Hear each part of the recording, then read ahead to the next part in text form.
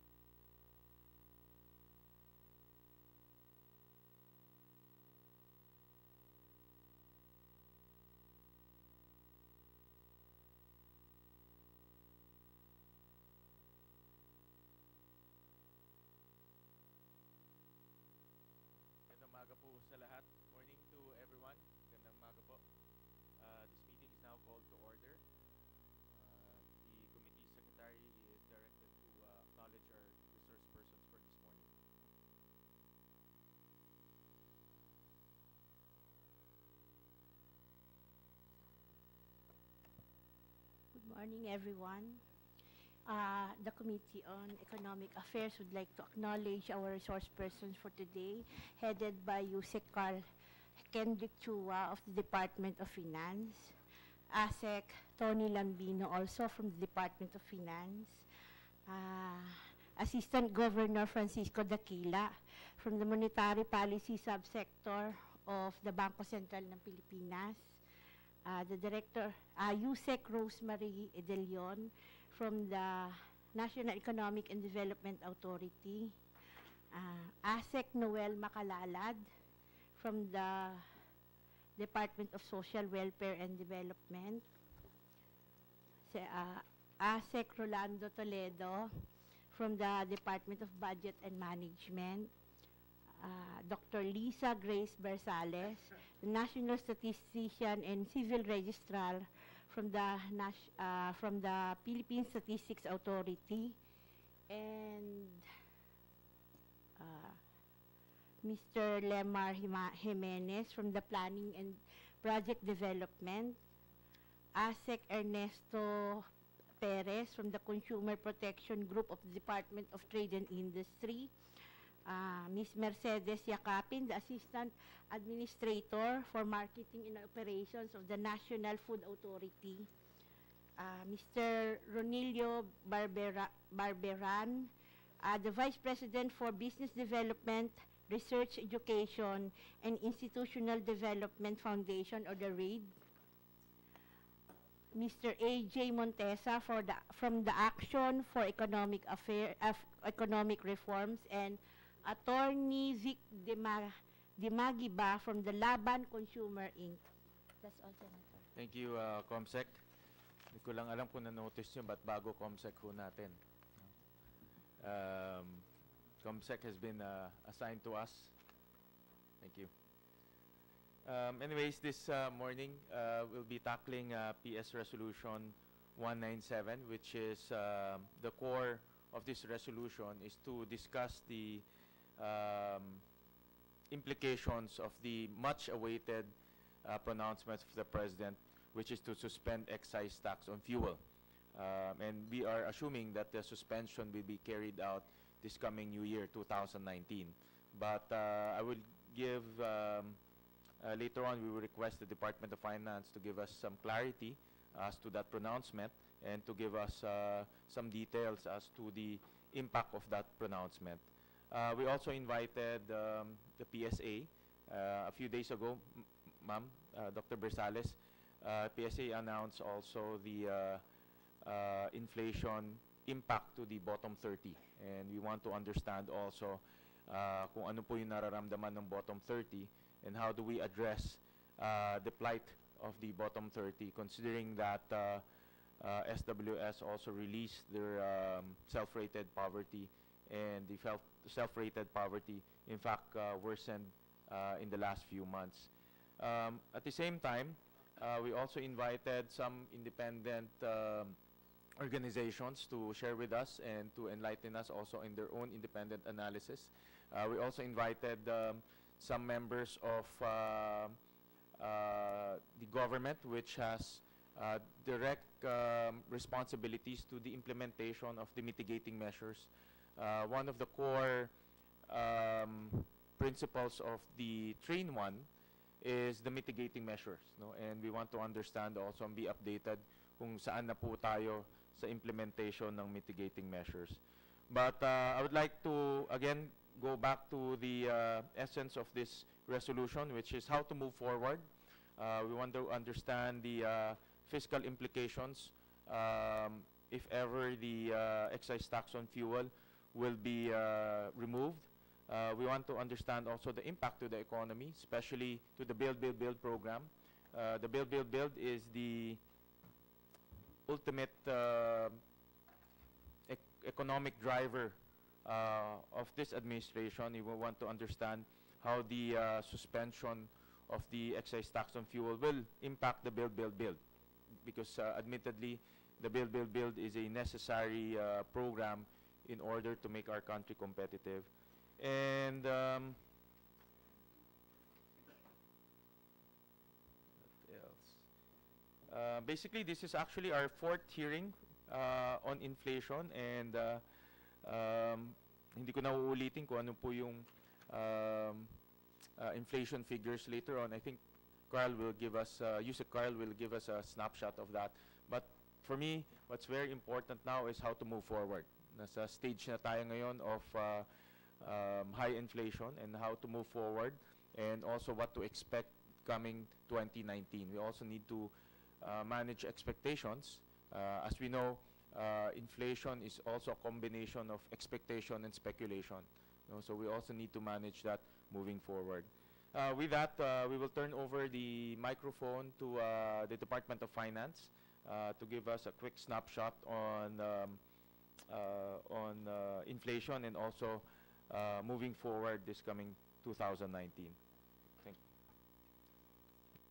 Thank you very much, Mr. Chair.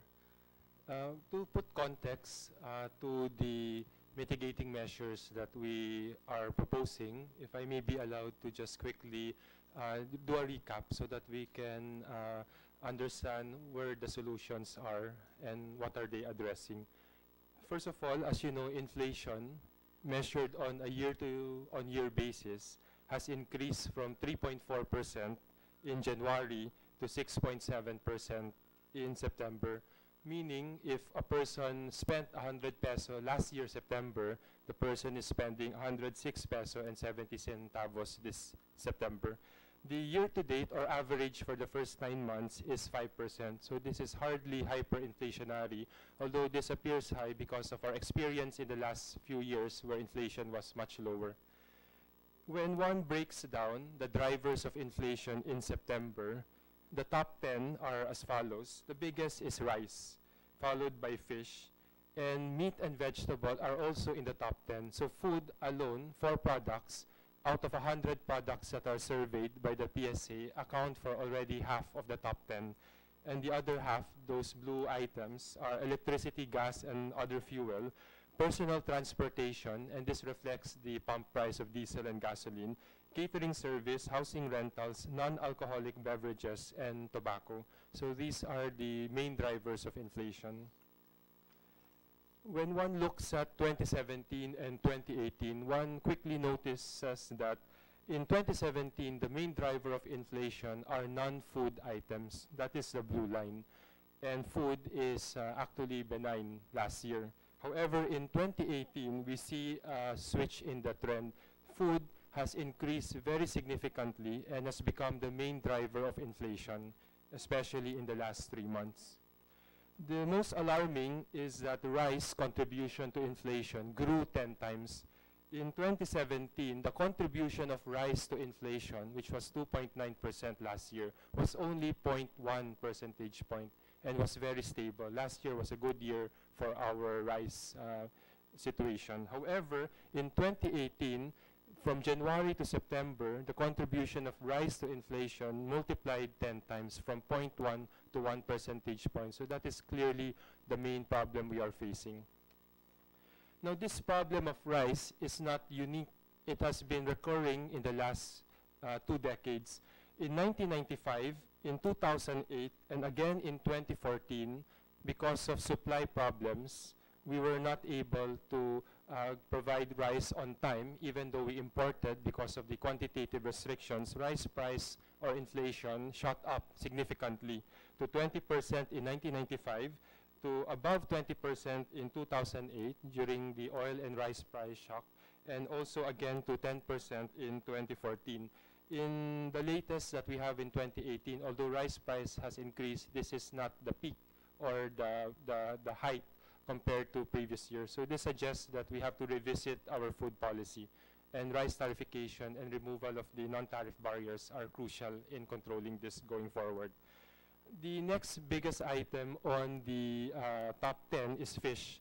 Although fish is very prominent this year because of supply issues also, it has actually started last year but was taken less notice. And you can see the inflation of fish in 2017 has already tripled and continue to do so in 2018.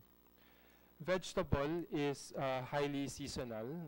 the weather patterns this year, especially the rains, and we noticed that our children have not been attending school because of suspension of classes that are more frequent, have caused some problems in the supply of vegetables. But this is seasonal, and we expect that to be addressed very soon. And then the fourth biggest contributor is meat. And this somehow reflects the mismatch between the farm gate and wholesale price, which is falling or flat compared to the retail price, which continues to increase. So we are addressing that, for instance, by ensuring that there are ways for the producers to sell directly to the market.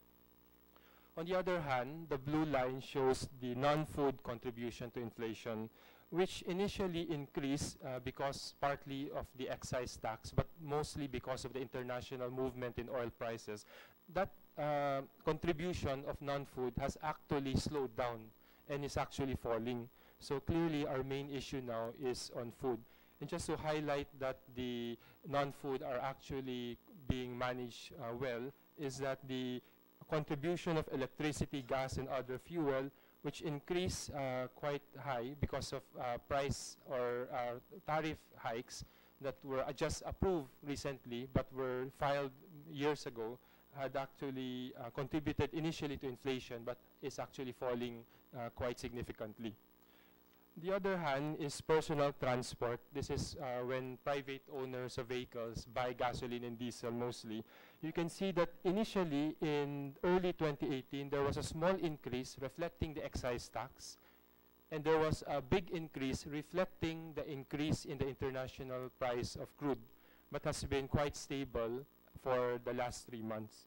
In fact, when one breaks down the price of diesel, one can clearly see that the main driver are due to external factors. The Dubai crude reaching $80 from $50 last year, while the excise, the green, is always fixed at 2 peso and 80 centavos, together with the VAT, because that is what the law says. So in summary, the excise only contributes 25% to the total increase in pump price. And fuel is not the main reason why we have higher inflation nowadays. It is really food. To summarize on the food aspects, we are of the belief that the Department of Agriculture is key in bringing down food prices, which is the main driver of inflation. On the executive side, the Administrative Order 13, which mandates the lowering of the or streamlining of procedures for importation and trade, has already begun, and we can get an update, Mr. Chair, from NFA or DA later on. And we are hoping that the Senate will be able to approve the rice tariffication, which is, I think, very close to second reading. And we will work with the two departments, DSWD and DOTR, in fast-tracking the transfers and the Pantawid Pasada. On the non-food, as you know, the economic managers have recommended to the President to suspend the next increase. And we are seeing that this would be formally announced by Malacanang in the coming weeks, so that by January, we are already going to see the next increase halted. What we are now discussing is the parameter to officially implement that, and also to think the manner which is provided by law on when we can resume it. So with that, Mr. Chair, I end my brief presentation. Thank you.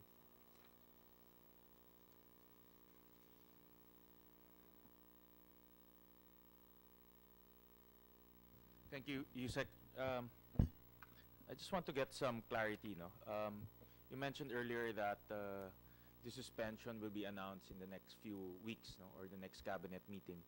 Will the suspension cover this year's excise tax on fuel? Well, the recommendation was to suspend the next increase. So that's 2019. 2019, the additional 2 peso. However, the excise currently implemented this year remains because we are constrained by the law. So the law only provides a suspension for the next increase, and that is what we recommended.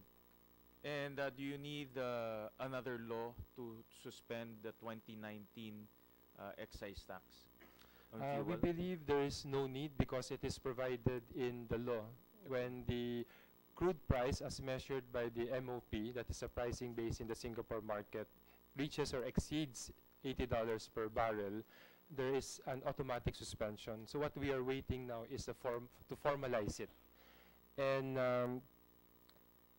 that is in the law, so we will implement the law. What you're saying is, pag yung MOPS, no? Yung MOP, will hit $80 for 3 months. Yes, the Tsaka lang average. pwedeng isuspend. Yes, and the futures market at the time of the recommendation was showing above 80 for the next 4 months. That was the basis of the recommendation. And the futures market also. Yes. So we're taking to consideration the past, which is the last average of the last 3 months.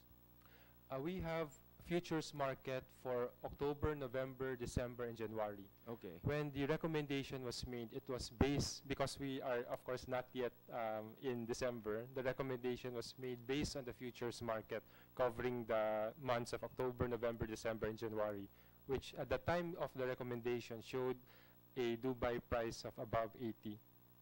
Now, what I want to, I don't want to talk about the details of the law and the legalities of the law.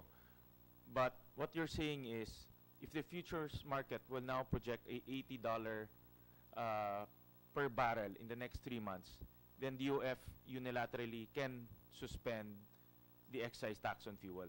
You don't need a law again. You don't need to come back here and No, it is provided in the present law. in your interpretation, it's provided in the tax reform law. Mm-mm. Okay. And then this 2019, is it the entire year of 2019? So what is the mechanism and what is the timeline for that suspension? Well, what the law says clearly is when we can suspend. The law is less clear on when we can resume, and that is currently being discussed. Of course, the default resumption is that we look at the entire year to see what will be the rates for 2020. The rates are provided in full every January of 2018, 19, and 20. The economic managers are currently discussing the mechanism for the resumption. So, is it correct to say that the suspension will not cover the entire 2019? It may not cover. Ano, from a, no, again, outside of the legal purview, from your, from an economic standpoint, ano yung gaano kahaba yung suspension na tinitignan natin? Well, the secretary has opined that if the suspension is based on 3 months, then the resumption could probably also be based on a 3-month cycle. But that is his opinion, and we are still reviewing and discussing. So we're looking at the very least 3-month suspension. Yes, at the very least. That's the very least. And we will base that on the prevailing oil price. Okay. And when you are looking at and the logic for the 3-month suspension is the projection for the futures market. That can be the one basis. And that's in the law, Yes. in your interpretation. Yeah. Well, the law says the average of the last 3 months. Napapiling si Yusek Edilion eh. But that's why I don't want to talk about the from a legal standpoint. I want to talk about from the economic standpoint. I think the futures market gives a good indication of what the prices will be. And we cannot, of course, suspend just immediately. There is a process to doing so. So a lead time, if you may. And if, for example, for some miraculous reason, December, ang projection ng futures ay bumaba ng $80, are we going to still suspend the excise tax on fuel? Well, the economic managers have recommended already the suspension, and if it goes lower, then it is Secretary has indicated that we can review it early next year. But the recommendation to suspend stands. So regardless of, parang lumalabas, regardless of the price in the futures or the current price, it will be suspended.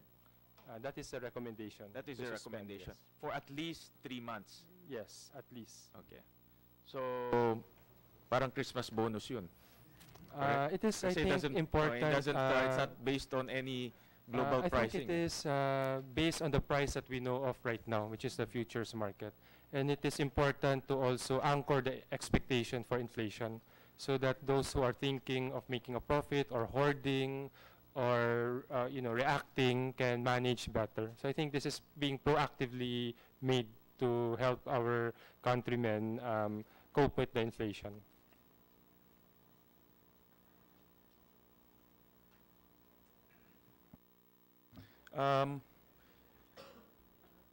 When you suspend that 3-month, again, we're looking at least let's talk about what is the most likely to happen, no? Which is the suspension for 3 months. Ano yung revenue implications nung suspension na yun? Mr. Chair, our estimate for a 1-year suspension, it will cost us 41.6 billion.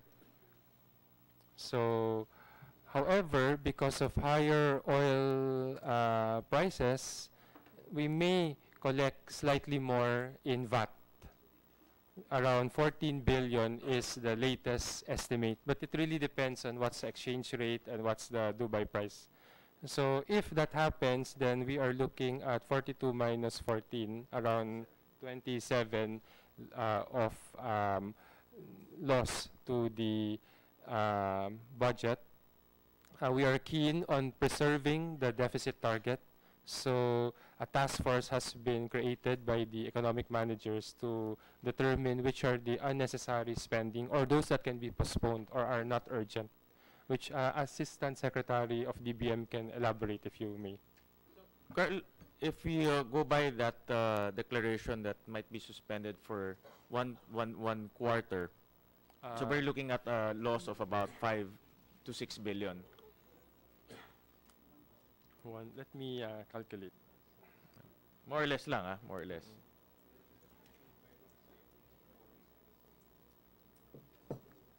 So because the net is around 27.6, then 1 quarter will be 6.9 billion. That's 6.9 billion.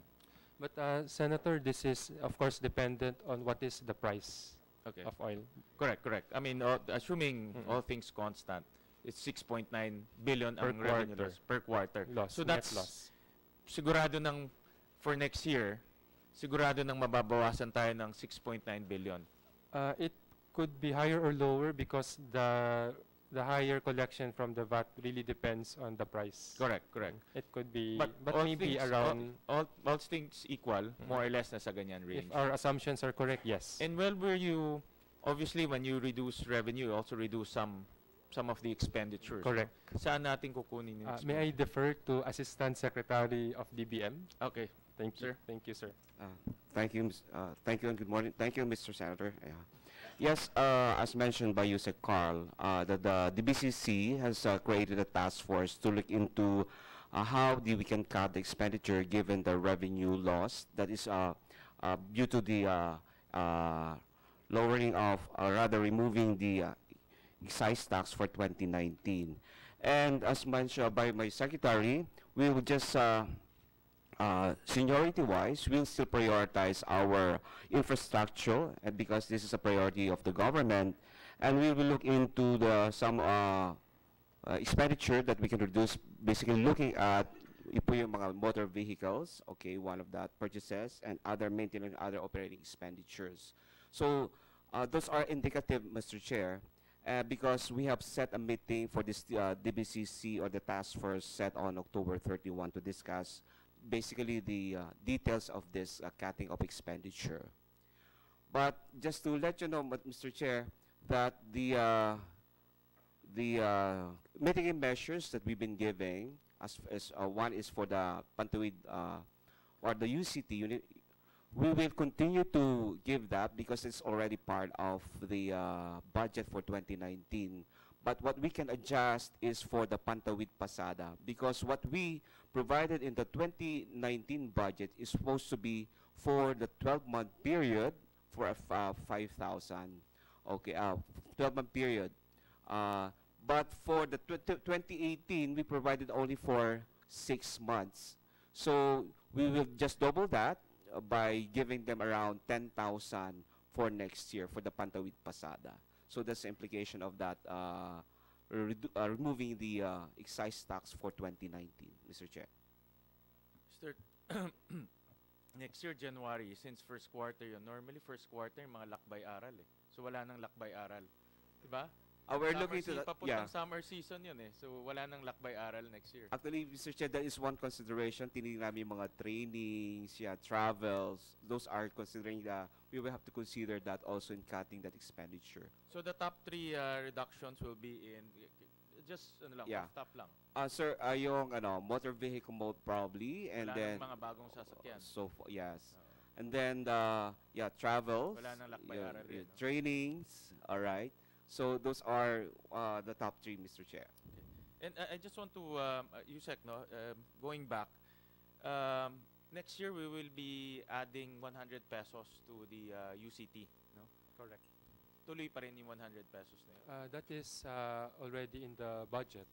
So we are continuing that. In terms of what Mr. Toledo mentioned earlier, in terms of the cash transfers, it will continue. It will continue. As planned. No? Yes. So nothing will change with the cash transfers. The Yes. Pantawid Pasada, As the Assistant Secretary mentioned, because of the suspension and the fare increase, they will be given but less.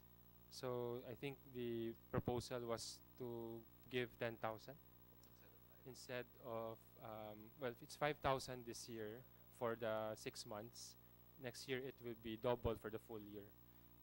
But since we have a suspension, it will not be the original amount. meron na kayong formula for next year, Mr. Toledo, for the Pantawid? Yes, Kasi sir. UCT status quo tayo, no, for Yes, 2019. yes, right, sir. Sir, The yeah. Pantawid should be 10,000 yan for Yes, next sir. year. No? Kasi yes, sir. Kasi 2018 kasi 5,000 lang siya for 6 months. So we'll just double that given no increase in excise tax. That's supposed to be the source. Kasi kung may excise tax tayo, 20,000 sana ibibigay natin. Oo, that was provided in our So since walang suspended yung 2019, we will only provide yung binibigay natin like in 2018, but double it because 6 months lang yung 2018, full year naman itong 2019. So let me repeat, instead of the original plan was 20,000 for 150,000, 179 179 franchise. 179 franchise holders. No? Yes. Pumahanap yung franchise. No? But now, because of the suspension, we will just give 10,000 for the full year of Mr. Chair. 2019. Yeah. Regardless of the oil prices. Yes, because the 10,000 is based on the price this year. Okay. Yeah. The excise tax this year. But for example lang, again, no, for some strange reason, fuel prices went up, or fuel prices will go up for next year. Is there a possibility that itong 10,000 will also go up? Because we already planned a 20,000 allocation for them. Yes, it goes with the suspension kasi sir. It goes with the implementation or increase in fuel tax. That's why we factored in the 20,000 for each franchise holder. But if the price or the excise tax will be suspended, then we will have to follow or decrease the provision for the Pantawid Pasada. In Pantawid ba is hinge on the excise tax collection? Yes, Mr. Chair. So whatever deductions from the excise tax collection will be deducted from the Pantawid Pasada allocation. Yes, Mr. Chair. That is factored in. Yes, Mr. Chair. Okay.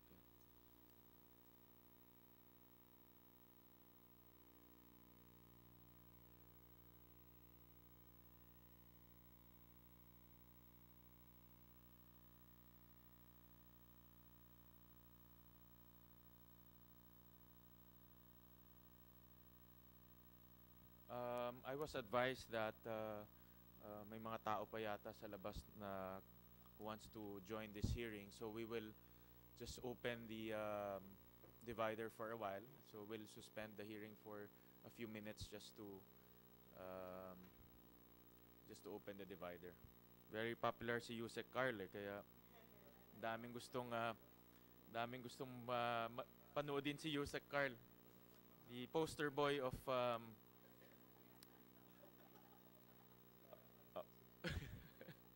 wala akong sinabi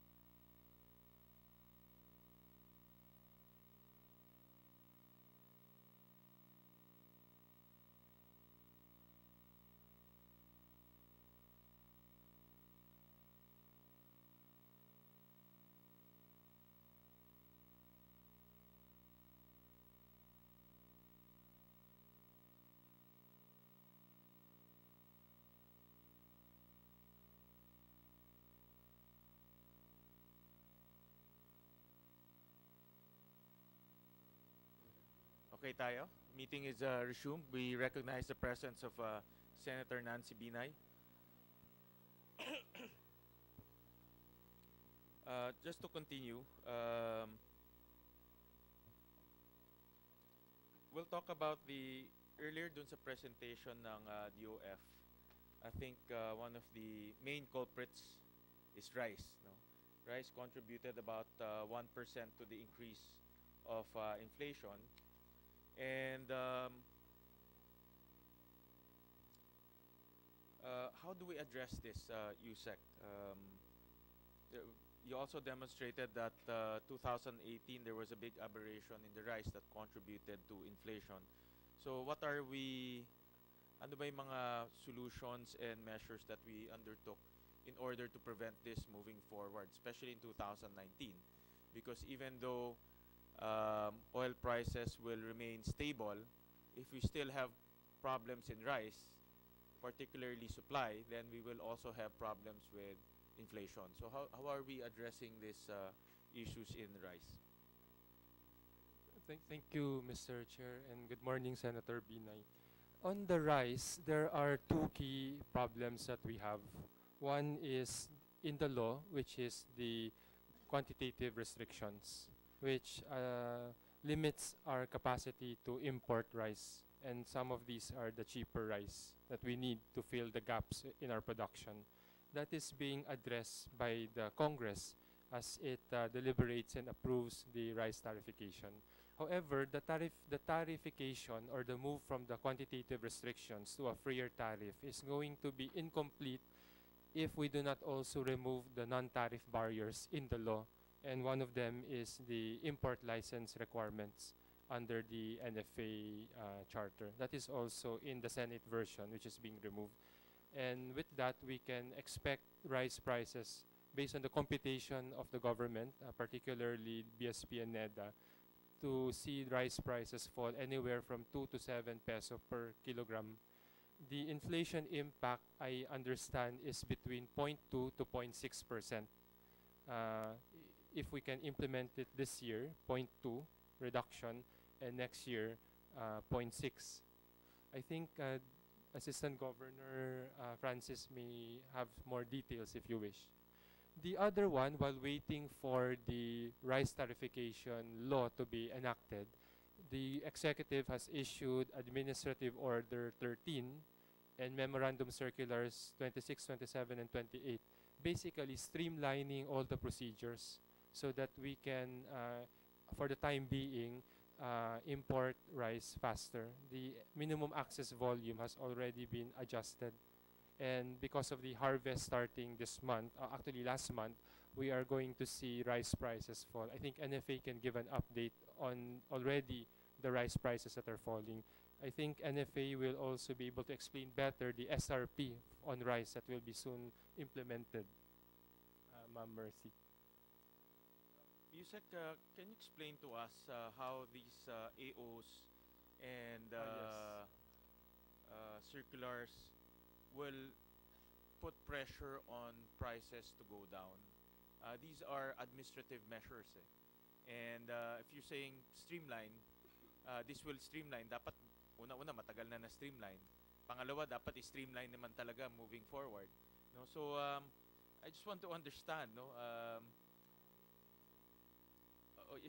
Nung na-implement ho to, ano ba ang quantitative contribution nitong streamlining, no? In terms of bringing down the prices of rice?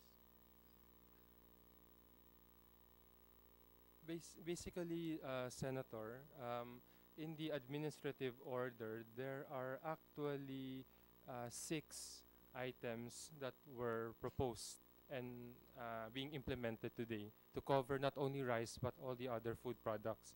The first is the streamlining of the procedures, basically when you get permits and licenses.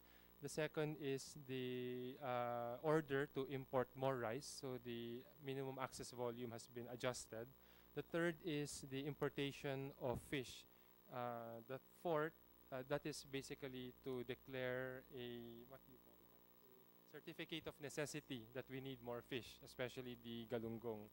Then the fourth is to expedite the unloading of agriculture imports in the ports to give it priority over other goods. Then the fifth are measures to improve logistics, transportation, distribution, and storage of agriculture products, including, for instance, allowing the producers to sell directly in the market instead of going through the middlemen or traders. And the final important aspect is the creation of a surveillance team to really monitor that the prices are being implemented as market dictates, not because there is some hoarding or people taking advantage. That is in general what the administrative order and the MC indicate. I think if I may ask if you want the NFA or the other agencies to elaborate on exactly what are the steps undertaken. Before we move to them, Yusek, how do you quantify all of this in terms of reduction in inflation? What you're saying is by streamlining, making it easy for people to bring in goods, we'll have more supply, therefore bababa ang presyo, no? Hopefully, or at least mag-stabilize. How do you have you quantified all of these measures and somehow estimated how many or how much price reduction can we see in the market? Because they are administrative measures, not linked, for instance, to a specific tariff, these are admittedly difficult to quantify. But these are the bottlenecks that we have seen and has contributed to the inflation. So the first move was actually to relax it. But I think the real solution lies not in the AO, but in the rice tariffication bill that hopefully the Senate will soon approve, because that has a specific and clear quantification, which is the 2 to 7 peso reduction in the price of rice per kilo, and the reduction in inflation by 0.2 this year and 0.6 next year. Mr. Chair, siguro yung Shua, to put it parang in a layman's term, yung mga AO nyo and EO, basically will just flood the market with supply, right? So magiging strategy nyo is if there's an oversupply, prices will go down. Basically, that's the strategy. That is the, well, I'm not sure if flood is correct, but to meet that demand. And there are two ways to do that. The first is to import, because we cannot produce all the rice at competitive price. The second is to make sure the importation and the trading move very fast, rather than get stuck in the port or because of some bureaucratic papers. May time frame ba to? Because for example, yung galunggong, pag nag-start na kasi yung, I think close ata ngayon yung fishing. I believe starting November. Pag pwede na ulit, yung AO nyo ba dun sa pag-i-import ng fish would also end? The AO, I think, gives flexibility to DA to declare when it is needed, because the DA, I believe, can issue the certificates of necessity. The details, ma'am, I admit I have to refer to the proper authority to explain better. DA, yes. Okay. Thank you. We have a Sige, DA, maybe ma'am. you can get the Chair, maybe you can get the inputs from DA.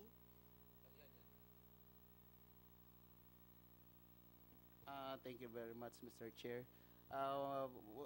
Because of some implementations of some regulatory, like BIFAR for fisheries to be specific, like the what they call illegal and unreported IIUF, and of course closure, there are times that some basic necessities such as SCAD or galunggong nagkukulang po talaga, Mr. Chair.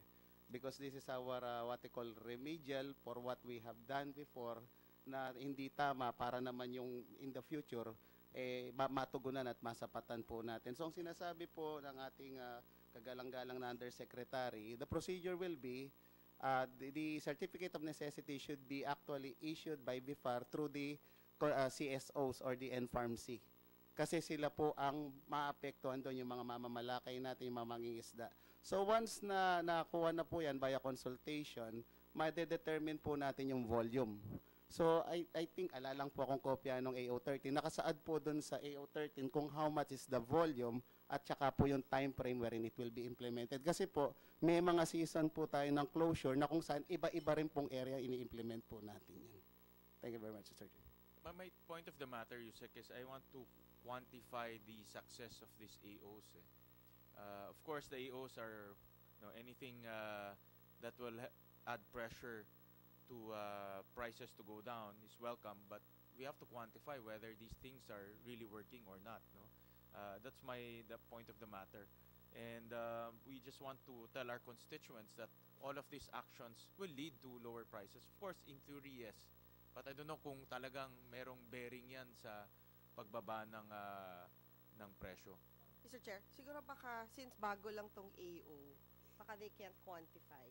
I'm just curious kung may previous experience na ba yung DOF na basically almost the same yung strategy na ginawa nila. And then, can you quantify kung ano yung naging epekto niya dun sa pagbaba ng presyo? I think, Mr. Chair, Senator, as I mentioned, the quantification of these admin procedures are admittedly difficult. However, I think the indirect way to determine if they have worked, because they were issued a month ago, is to see if prices indeed are falling as we speak. And my understanding, if DA and NFA can confirm, is that rice prices are actually falling. Would you like them to elaborate po? Sige.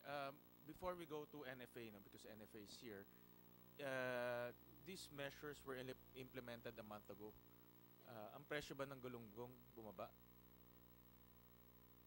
Set tayo, Mr. Chair, ng SRP and I think nag-stabilize naman po for basic commodity. Ang basic commodity po na in-SRP-an po natin sa fishery are bangus, tilapia at saka po galunggong.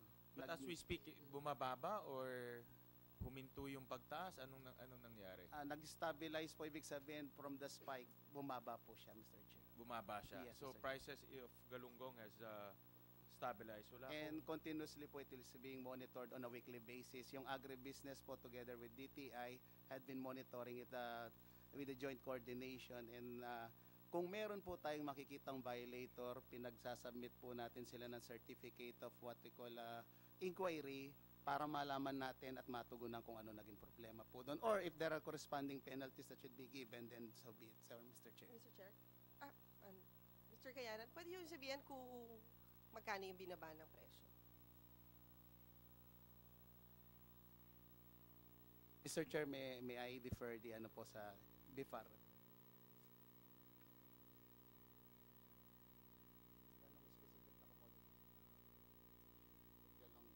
From 140 to 110.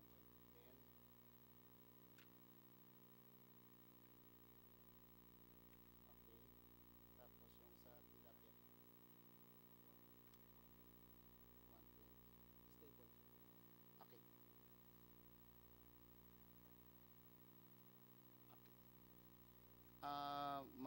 Madam, Mr. Chair, from the data that was given to us by BIFAR, yung pong galunggong na yung po yung pinaka-contentious natin, from 140 it was stabilized to 120. Yung pong bangos, may mga sizing po siya but an average 150. Tapos po yung tilapia, nag-average po siya or nag-stabilize sa 120. The baseline will be their corresponding farm gate price to the suggested retail price, Madam Chair and Mr. Chair. Mr. Kayanan, again, no, a lot of this issuance are related to the DA. And meaning, dahil tumataas po ang presyo ng pagkain, malaking responsibilidad ng DA para po ma-stabilize at bumaba ang presyo ng pagkain. And the EO are designed to help you, no, facilitate the flow of goods faster. But we want to be enlightened and we want details of this. Gusto namin malaman kung ito ay may positive effect at independently paki-analyze po kung itong mga issuances quantify na rin po, paki-quantify kung ano po yung effect nitong mga issuances so that we will understand kung mayroon talagang positive effect itong mga issuances. We need to quantify it. Admittedly, it might be difficult, but I think DA has the mechanism to quantify this. For example, kung dati umaabot po ng 100 days para ilabas yung goods, ngayon baka 1 or 2 weeks na lang at nasa merkado na. So please give us a report on that. Based on this EO, kung ano yung EO nito, just quantify it and give us a report. Mr. Chair, basing from the administrative order, DA had already implemented these non-tariff measures that were mentioned here.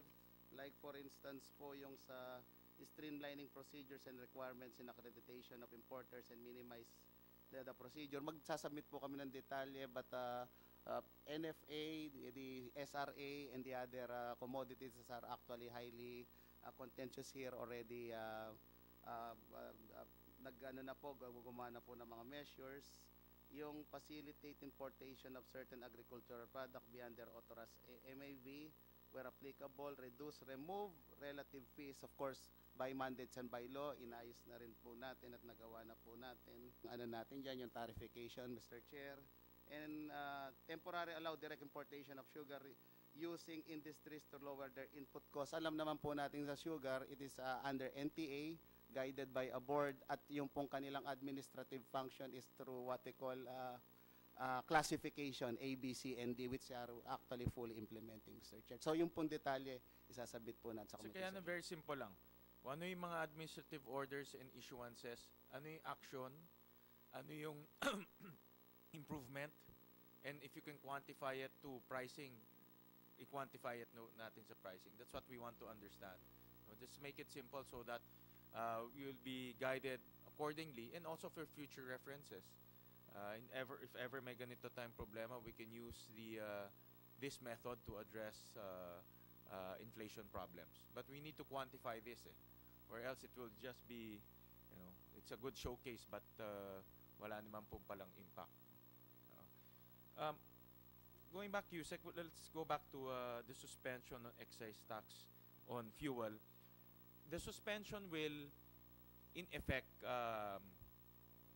supposedly, in theory, stop or slow down inflation for 2019. When we proposed the train, we also presented that the 2019 additional increase may increase inflation by additional 0.3. So, to answer your question, Mr. Chair, we will not see that 0.3 if it is suspended for the full year.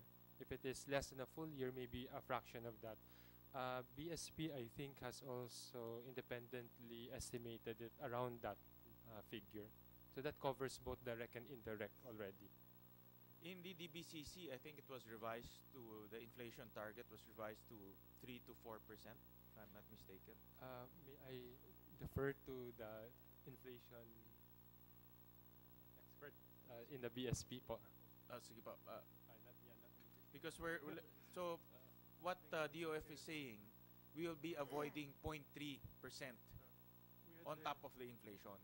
And what I understand from the reports and briefers that I got, the inflation for next year was revised to 3 to 4%. Lumiit yung band niya. Thank you, Mr. Chair, Your Honors. Sige po. We had kept the inflation target band at 3%, plus or minus 1 percentage point for next year. But what was revised at between 3 to 4% is the inflation assumption for next year, or the inflation outlook, taking into account the latest developments with respect to inflation.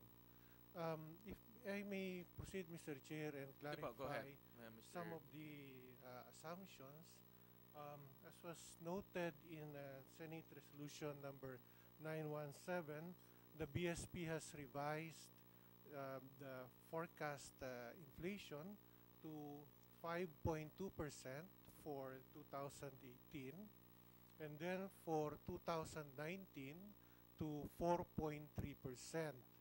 And actually, our scenario goes on to 2020, when we see that we would be back to within the target range at 3.2%.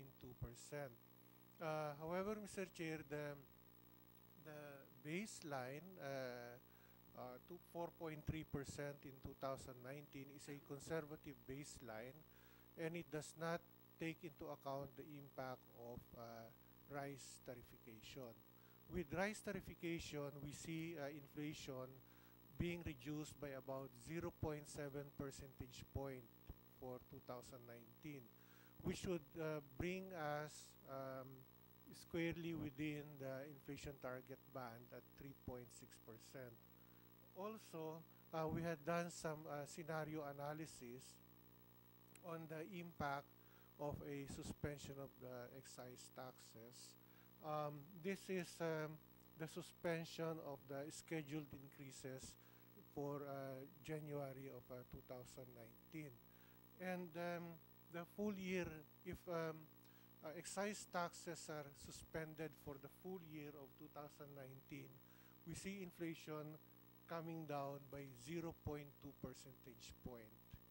So, Mr. Chair, if the suspension is for a portion of the year, the impact on inflation would be correspondingly smaller, because this presumes a full year suspension, an impact of 0.2 percentage point. We had also done further scenario analysis, Mr. Chair, because right now the futures prices for 2019 already goes below $80 per barrel. The average for 2019 is currently at $78.29 per barrel, Mr. Chair. This is as of October 16. Now, what if oil prices also increase to an average of $80 per barrel for 2019, continuing to the fourth quarter of 2019, and so causing also a suspension of the scheduled excise taxes for 2020? Then the reduction would be 0.3 percentage point for 2020. But because this second scenario assumes that oil prices will be at least $80 per barrel for 2019, higher than the first scenario. So that will add about 0.1 in the second scenario. It will add 0.1 percentage point to the 2019 inflation. So the net in the second scenario, where oil prices remain elevated and cause a suspension in 2019, rather 2020, then the net gain for 2019 will only be a reduction of 0.1 percentage point, and that will be followed by 0.3 percentage point in 2020. Let me repeat it again, do you have a PowerPoint, Mr. Dakila? We can flash that particular slide. Can we, para mas that it'll be maintindihan natin, no?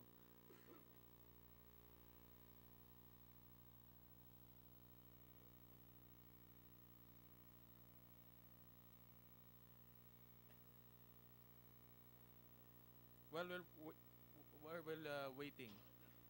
So let me repeat. The revised target for 2019 is 3 to 4.3%. Revised assumption, Mr. Chair. Sorry, revised assumption is 3 to 4 for 2019. 3 to 4% for 2019. And the 4.3 that you mentioned earlier. That is a baseline forecast done by the BSP. Okay. And presented to the board during the September meeting of the board on monetary policy. We say it's baseline because it's a conservative forecast that does not take into account the impact of tariffication. So you mean you will also revise at one point the assumptions? When tariffication is passed, kasi iba yung assumption, iba yung forecast eh. Yes, Mr. Chair. The assumption in the DBCC assumption in the deliberations in a way accounted for the impact of tariffication. So this is the baseline that we presented to the board, and then if there is a suspension for full year of the second round of the excise taxes on fuel, that will reduce inflation by 0.2 percentage point. However, in a second scenario where oil prices remain elevated at around $80 per barrel and so cause a further suspension in 2020, then there is a further reduction arising from the suspension of 0.3 percentage point. But because we have assumed higher oil prices now at $80 per barrel, that assumption adds 0.1 to the scenario. So the net reduction will be negative 0.2 plus 0.1 or just negative 0.1. So that's the scenario, Mr. Chair. Yes. If the oil prices remain elevated still in 2020, then that adds 0.1 to the 2020 projection. We have here the different oil price scenarios. What you're saying, in effect, all things equal, we will see a 0.2 reduction in inflation. Reduction in inflation for 2019. But if your forecast is 4.3, we're still then breach pa rin tayo doon sa assumption of 3 to 4. Yes, correct? Mr. Chair. It will be at 4.1. But what you're saying, if we will approve the tariffication, The tariffication bill will be will reduce it by 0.7. so you're pressuring the Senate to approve it. It's just from our scenario analysis, Mr. Chair. So binabalik nyo sa amin ni Nancy yung That problema. it does have a larger impact on inflation. So the tariffication, well, let's do the math, no? Simple lang. 4.3 minus 0.2 is 4.1. If you have the tariffication, your forecast is it will again reduce by 0.7. 0.7. So 4.1 minus 0.7 is 3.4. So it will now stabilize at 3.4. So that is your forecast. Yes. So mag-overtime tayo. Nancy. Okay. Yusek Adilion? Dagdag lang sa rice tariffication. No, thank you, Mr. Chair and Madam Senator.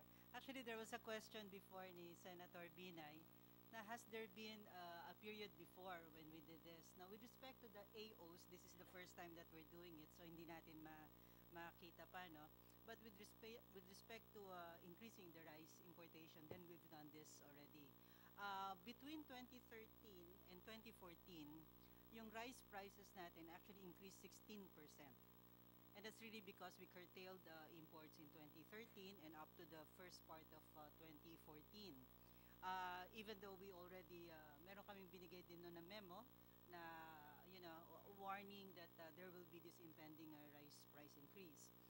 But during the latter part of 2015 and even yung first half of 2016, we actually had a severe El Nino. And yet, rice prices actually went down 6% from the year before, and then yung susunod pa na year, bumaba pa ulit by another, I think, 2%. Now, what happened then was that El Nino was actually anticipated. It's an slow onset calamity, unlike floods, unlike so napagplanuhan yon. So we actually imported a total of 2 million metric tons. But what is more important really, I think, is we opened the MAV and almost 500,000 metric tons was really through the MAV, meaning it's the private sector. We allow the private sector to import. So mas maganda din talaga kung yun nga eh. But that time, siguro I think na natsyempohan namin no, na maayos yung naging planning, naging timely yung arrivals. The problem though is that it will not always be the case that government will be very very good at forecasting when this will be so mas maganda talaga if we leave it to the private sector, we leave it to the markets. Yon. And that is actually what will be the beauty of the rice tariffication. Yung sinabi nga namin na magiging market driven. Everybody will be governed by just the law of supply and demand. So magkakaroon ng, siguro ang magiging importante rito is the information system as well. So balik kami dun sa our push for rice tariffication. Thank you. Masyado nyo kami pinapressure, Yusek. Yusek, do you have any presentation attendant to this discussion? Yeah, really it's just for the looking at the commodity prices, but some of these have already been presented by si Assistant Governor Francis. But just the same, siguro tingnan na rin natin.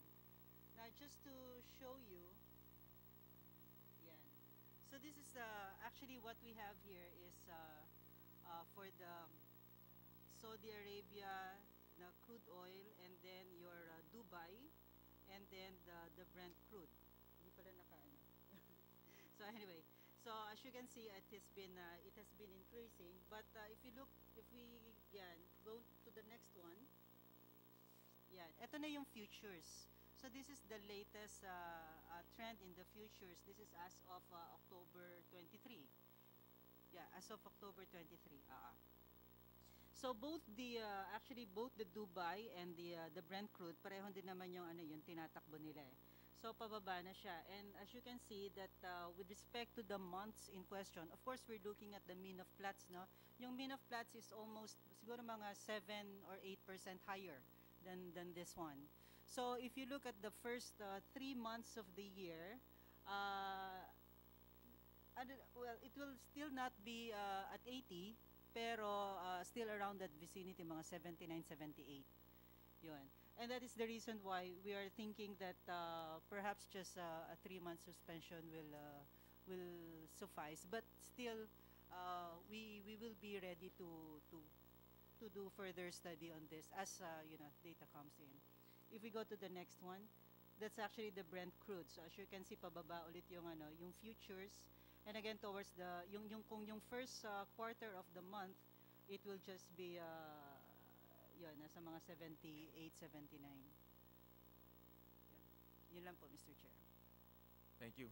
Can we go back to that slide? The one before. The one before pa. No. Ito na. The next. Yan. So that's why I was asking earlier, Senator Nancy, that it's now a policy decision to suspend the excise tax on fuel at least for the first quarter of 2019. And I was asking Yusek also, I know the projections will be going down, no? I've also seen the futures market, and it's going down for the next at least 2 to 3 years. But regardless of the price, the policy is to suspend for the first quarter. So that's why because Yusek Carl is now the Santa Claus. Santa Claus, because it will not be dependent on the $80, which is the strike price, but it's now a policy strategy of the administration to give some reprieve, to our Filipino families.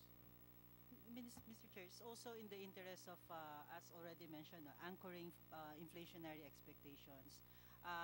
Para din may predictability that ang tingnan na lang nila yung futures, but with respect to the fiscal policy, i-suspend muna siya for at least for the first 3 months.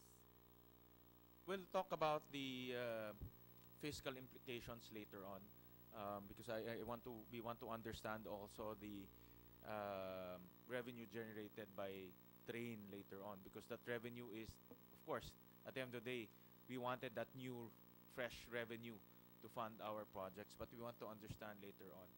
We'll ask Dr. Bersales to give us an understanding of the bottom 30. I think that's also a very crucial issue regarding the inflation effects here in our country. Thank you very much, Mr. Chair, and good morning to Senator Nancy as well. Do you have any I do the PowerPoint presentation, Mr. Chair. I hope my statement will be clear. I just want to clarify the following before I report on the bottom 30%. The PSA reports every month the headline and core inflation. And we are already using 2012 base year. Our latest report was for the September inflation. For the bottom 30%, however, I would like to underscore that PSA reports, Mr. Chair, for base year 2000 for now, because we are still doing our estimation methodology to generate the 2012 base year bottom 30%, which we will release starting next year. So I just want to clarify that for the bottom 30%, the base year we're using is still year 2000, and our report is a month later than our headline and core. So our latest bottom 30% report is for August 2018. So for the bottom 30%, what is the difference between the headline core inflation for all families and the bottom 30%? The difference is in the weights that PSA gives to the different commodity items. So for the bottom 30%, iba po yung weight compared to the all families. And these weights are based on our most recent family income and expenditure survey. So, Senators, for August 2018, we released already the bottom 30%, and we reported that there was an increase of 8.0% inflation for August 2018 compared to the 7.3 inflation of July 2018. So tumaas po siya from 7.3 to 8.0. And for NCR po, 8.3 siya. For whole Philippines, 8.0, bottom 30% inflation. But for NCR, mas mataas po siya ng 3 percentage points. So 8.3 po pag NCR. Pero areas outside NCR, it's also 8.0. If I may just emphasize, for bottom 30%, talaga pong mas malaki pa po ang weight sa food. For bottom 30%, actually, the weight of food is 70%. So, sa basket ng ating mas mahihirap, 70% po talaga ng gastos ay sa food. Compared to all other families, 38% po yun. So, malaki po ang weight ng food.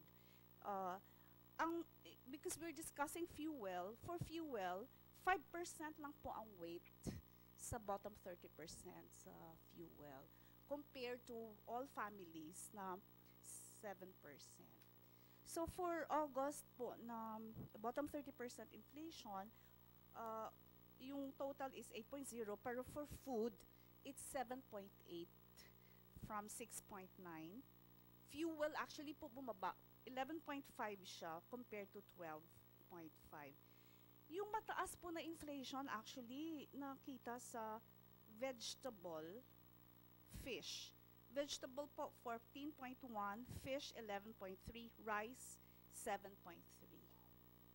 So yun po yung headline report po namin sa bottom 30% for August 2018. Just to put context, Dr. Versales, I want to make this very simple, no, so that people will understand and appreciate itong bottom 30, because inflation for different income classes are different, no? Kasi ang mahirap mas maraming kinakain, o ang mahirap mas malaki ang allocation nila sa pagkain at mas malaki ang allocation nila sa bigas, no? And I want to make gusto ko lang ma-appreciate ng tao kung bakit importante itong bottom 30. Now my question is, for bottom 30, no, with the inflation figures na lumabas, no, 8% for all items, food is 7.8%. Magkano ngayon ang dapat ilabas ng isang pamilya, ordinaryong pamilya, sa bottom 30, no? At magkano yung kanilang idinagdag para sa pagkain at sa bigas on a daily and on a monthly basis? So, Mr. Senator, kung kunyari noong August 2017, 100 pesos yung uh, uh, pagbili nila ng yung basket nila. Ngayon po ay 108 pesos na po ang kailangan nila. So kung 100 pesos na yung nilabas nila August 2017, ngayon 108 pesos na yung kailangan nila with the 8% inflation. So kung dati the same na basket of items, 100 pesos lang yung igagastos nila. Ngayon 108 pesos na po.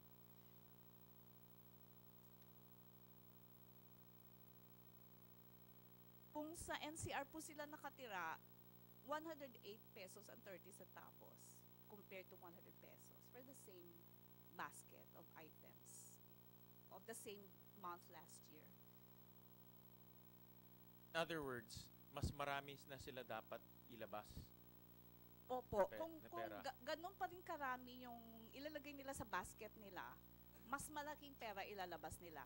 Pero kung pareho pa rin yung pera nila, mas konti na lang po yung mabibili nila. We've run the next slide, no? We've run our internally through the Senate Economic and Planning Office. Next slide, we ran a simulation. Next slide. If you look at pointer number 2, the last paragraph, no, by August of 2018, ang family would spend 59 pesos on rice per day, or 1,795 per month, or an increase of 116 pesos per month on rice alone. So ang ibig sabihin, para makakain sila ng the same amount, they need to shell out an additional of 116 pesos for rice lang, for rice lang to, because rice is 20%, I understand, of their It's 23%. 23%, more or less, 23% Yes, of sir. their expenditure. So dahil malaki ang allocation nila sa rice, no, kailangan magdagdag sila ng 116 pesos per month for a family of 5 para makakain sila ng the same quantity. Ngayon, ang 116 pesos is an equivalent of more or less 3 kilos na yan. No? To look at the other way, nabawasan sila ng 3 kilos. So, nabawasan sila ng 3 kilos. So, I mean, just to put it in context, no? Because the numbers for bottom 30 are abstract, but if you put a peso value, mas maintindihan ng mga kababayan natin. That's why it's important right now to really address this inflation issue, especially for the bottom 30. Now, my next question is, we're allocating 300 pesos again next year, for the unconditional cash transfer. And the unconditional cash transfer is designed to hit the entire bottom 30. Kasya na pa ba yung 300 pesos for next year? Considering what we nakita natin yung inflation numbers ngayon, and then the fuel prices also went up. Is that 300 pesos enough to cover? Kasi makikita natin yung 116, actually pang rice lang yan eh. No, meron ka pang sa education, meron ka pang sa transportation, meron ka pang rent, no? So kung nagbigay ka ng 300 pesos, ang matitira na lang sa kanya is 180 pesos to cover the other things. So is that 300 pesos enough? Ako po yung tinatanong sa siya. Kayo po, ma'am, kayo po. Dahil, parang hindi ko yata kayo yung PSA sagutin. is Pero an gusto ko lang, sir, i-clarify. Thank you very much for showing the implication of inflation on rice. Yung binigay ko po kaninang 100 to 108 pesos, on the average po yon if you think of all the items in the basket. But tama po kayo, if you go item by item, this is really what your analysis would be. But as to your question, Mr. Senator, I hope you don't mind. I don't think I'm in the position to give the answer. but in your expert opinion, very simple lang naman po. Kasya ba yung 300 o hindi kasya? That's the I won't pressure you to say how much kasi mapapressure naman si Carl to add. But I just want to know kung kasya na yung 300 O hindi kasya yung 300? Mr. Senator, ang masasagot ko po siguro is this, na kung bibilhin pa rin ng mga pamilya yung the same amount of products and services, kailangan talaga nila mas malaki ng amount Mas malaki sa 300. sa usual nilang kailangan. So if they use 300 before and they need, No, they we're will, giving, the government's giving will be giving 300. Ang tanong namin is, kasya na ba yung 300? well, hindi ko po masabing kasya, but ang masasabi ko based on inflation, kailangan ng mas malaking amount ng pamilya kung gusto nilang bilhin yung the same products and services Yusek? as before. Yusek De Leon? Masyado nahihirapan si Ms. Lisa. Yeah, anyway, yung unconditional cash transfer natin, that is really meant to mitigate the impact of the train.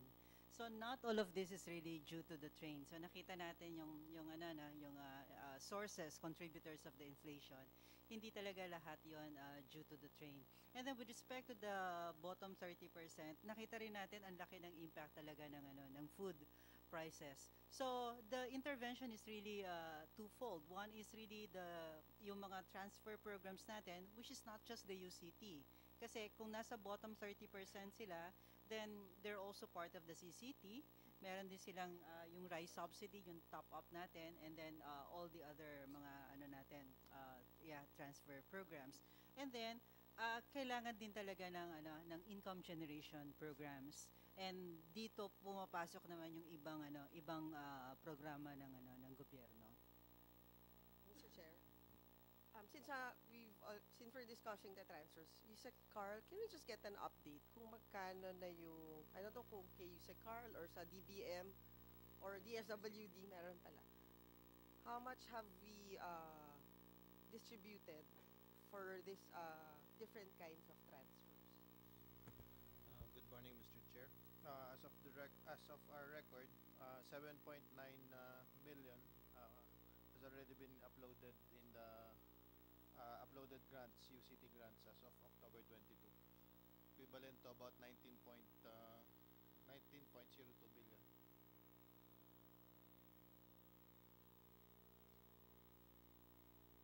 Oh, yun, 7.9 million families. That's household and individuals po.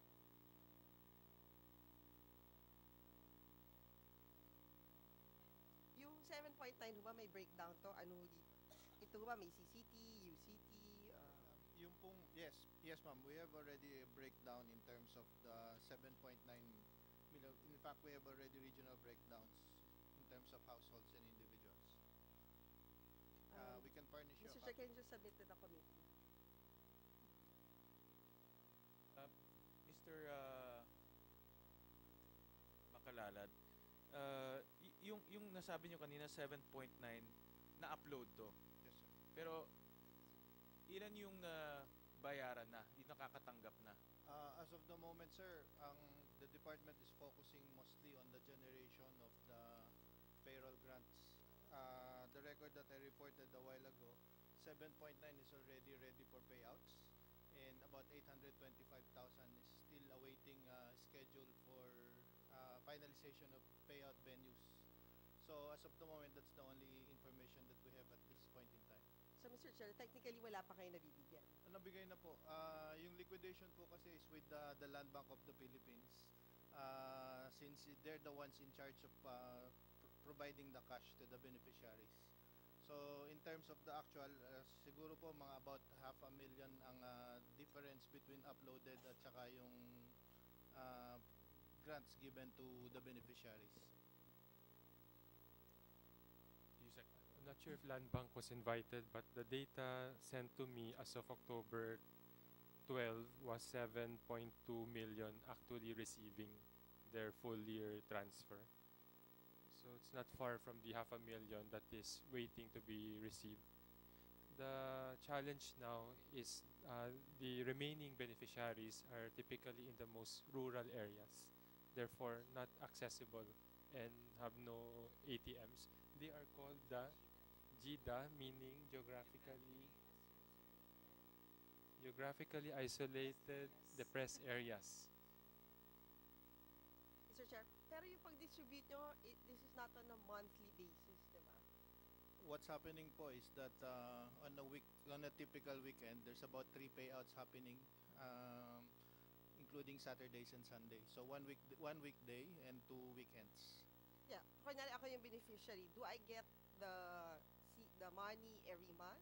Or inaano niyo ba to na in 3 months ibibigay ng, kumaga isang bagsak lang yung Isang good bagsak for 3 lang po months? yun. So for the entire year, we're giving them the whole year's equivalent of the grant. So 2,400.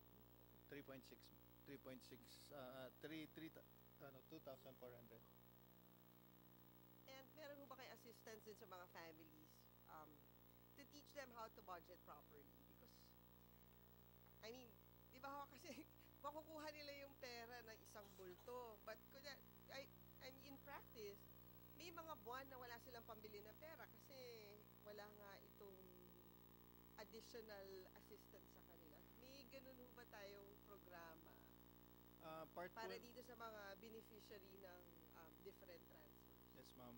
Part po ng family development sessions ng Pantawid Pamilya is, includes budgeting sessions or sessions for how to apportion the family income. And may data ho kayo kung ano yung success rate nyo? As of now, since this is a new implementation, we still have to do the conduct a study on how is it affecting the budget of household members. Thank you, Mr. Chair. Thank you. Sir, dito sa report na Mr. Chair, meron atang gusto si Ay, ma'am. Sige pa. Yusek. May singit lang ulit. And related to, while it is true that in the FDS, they do have sessions on budgeting, what really is important is the access to the finance, yung access to the financial institutions. This is also being addressed, may ganun strategy rin, may ganun program din ng ang BSP on financial inclusion. But the truth of the matter is only 1/3 of Filipino adults actually has a savings account. So, I'm sure pag sa bottom 30%, di ko pa nakita kung na-disaggregate nila, mas maliit pa. Ang isa pa rin naming pinupush sana for the 4Ps is kung pwedeng dagdagan yung outlet, kasi it's just land bank that is being used as conduit. Hindi ko alam kung is it a government regulation, baka ganon. So isa yun sa sa dapat tingnan, kasi may mga co-op banks that could have better reach pag dun sa mga other areas rather than just the land bank, Mr. Chair. Mr. Makalalad, based sa report, no, there are 7.9 million beneficiaries na na-upload na. And when you say upload, yung cash binigay na sa land bank, correct? Ngayon, ba't hindi pa lahat nakakuha ng cash card? Ang nakakuha yata ng cash card is only ilan? The actual cash po according to user card is about 7.2. 7.2 na. So 7.2 na ang nakakuha. Ngayon, so mayroon pa tayong more or less balance of the target is 10 million correct? Yes, sir. The target is 10 million. So we're talking about 2 to 3 million, but I guess going by your numbers, mga 2.1 million na balance. Realistically, mabibigay pa ba natin yan 2.1 million balance? Sir, based on what we have in terms of the record, the 7.9 is already scheduled with payout venues already finalized. When you say payout venue, you will give them the card. We actually pay them cash at this time. Okay. So in the 2.1, the 2.1, as I mentioned a while ago, we have 825,000 awaiting finalization of payout venues. So with that brings us to about 1.2 that we still need to schedule in terms of payouts until the end of the year. And the difficulty with regards to this 1.2 is these are in the GIDA areas, or the geographically isolated and depressed area. So the challenge there is actually identifying the venues for the payout. We need it to be secured and safe. So which is one of the challenge that we're currently addressing as of the moment. But alam niyo ho, during the hearing of train, this was raised many times by many senators. In fact, we knew from the beginning it will be impossible to give 100% of the 10 million. But the SWD and DOF assured us that it is possible. That's why we allocated almost 20 billion to that effect. 24 billion. About 24 billion. Because nga, the assurance there is we will reach all of that 10 million families. And now what we are hearing is there are 1.2 million families na hindi talaga natin mabibigyan. Not really, sir. What I'm saying, sir, is at the moment, 1.2 million, we still have to finalize the schedule for the 1.2. As of the moment, 7.9 is already finalized with venue and schedule for payouts. 825 awaiting finalization of the venue and the actual date of the payout. The remaining, we still need to work out with the local government units and the individuals. Which is the 1.2. Which is the 1.2. So, Okay. technically, sir, as I always mention during each budget hearing, it still remains an optimistic schedule. The 1.2, the manner of paying out is manual. Mano-mano talaga yung dadalhin yung... Yes, sir. Right now... So, for example, kung meron sa isang isla, meron 10 sila, dadalhin nyo. Land Bank po is actually now facilitating the bidding for the conduits. This is actually what Yusek Rose was mentioning a while ago. This is going to be brought to the areas where the beneficiaries Let's go are. back to the CCT. The CCT has 6 million families. 4.4, sir. 4.4 million families. And the 4.4, walang problema tayo dyan. We also have problems po with regards to the payout nung 4.4 million families. Siguro, Mr. Chair, if I remember it correctly, di ba merong perang naiwan sa land bank? Kasi hindi na ito kinukuha nung mga beneficiaries. Siguro, Mr. Makalala, magkano ba yung natirang pera sa land bank na hindi na kinuha? As of the moment po, we're actually conducting cleansing nung information that was reported by CO. But based on the last report, I don't have the actual records as of the moment. Maliit na lang po yung naiwan sa land bank. Point of the matter, in 4.4, these are, kumbaga, nabigyan na ito ng cash cards. Alam na natin kung nasaan sila. May sistema na. And then, yung balance sana of the 6.6, yun na lang yung hahanapin. That's right. But it seems to me that the 4.4 is also problematic. As of last year po, only 1.8 million as cash cards. The rest Okay. are actually Manual manually. pa rin. Yes, sir. Okay. And my question kasi is, aabot ba tayo doon? Mahanap pa natin yung 1.2 na yon? Actually, we have the names already, sir.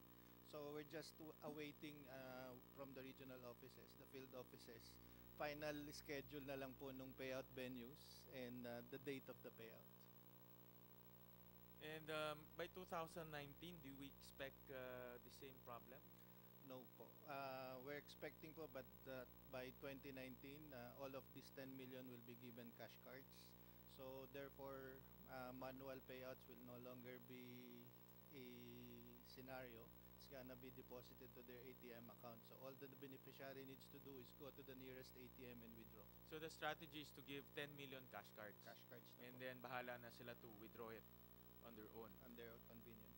Okay, and when will that happen? Kailan po ang time frame? We expect po by starting first quarter of next year, there will be rollout in terms of the provisions ng ATM cards. Mr. Chair, siguro, since nabanggit niyo kanina yung out of the 4.4 million na CCT, 1.2 million lang yung may, 1.8 yung may cash card. As of when yung 1.8?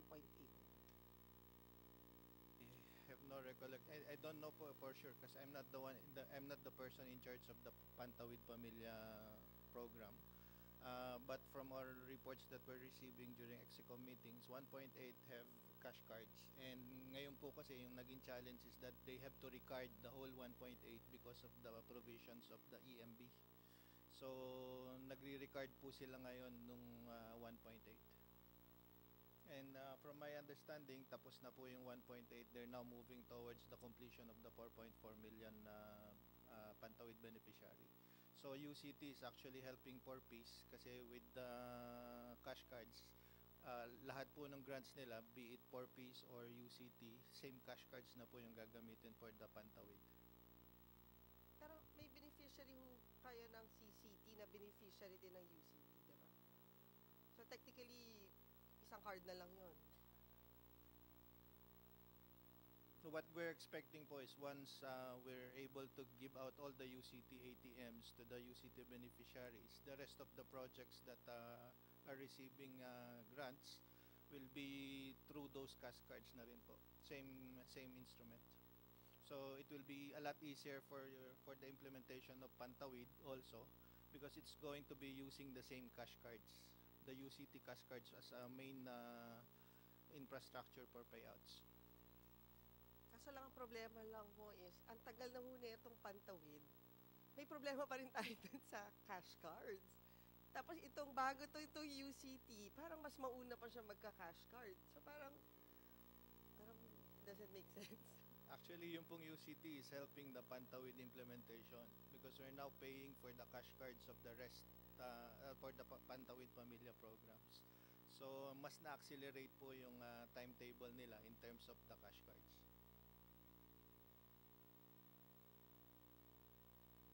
Well, again, no, a large part of our decision-making process, especially for train, was to take into account the mitigating measures. And a big bulk of it is geared towards helping the 10 million families. And I remember during the hearing that was raised many times because a lot of the senators really had doubts on how to distribute to 10 million families. Kami ho, umiikot ho kami. Pupunta kami ng isla, bundok. And we talagang admittedly, I was trying to think kung paano i-distribute yung 200 pesos sa mga pamilya na nasa isla. Ano, yung gasolina pa lang, imposible na ho. So, but then again, we were assured and we were confident that we were assured during that hearing that 10 million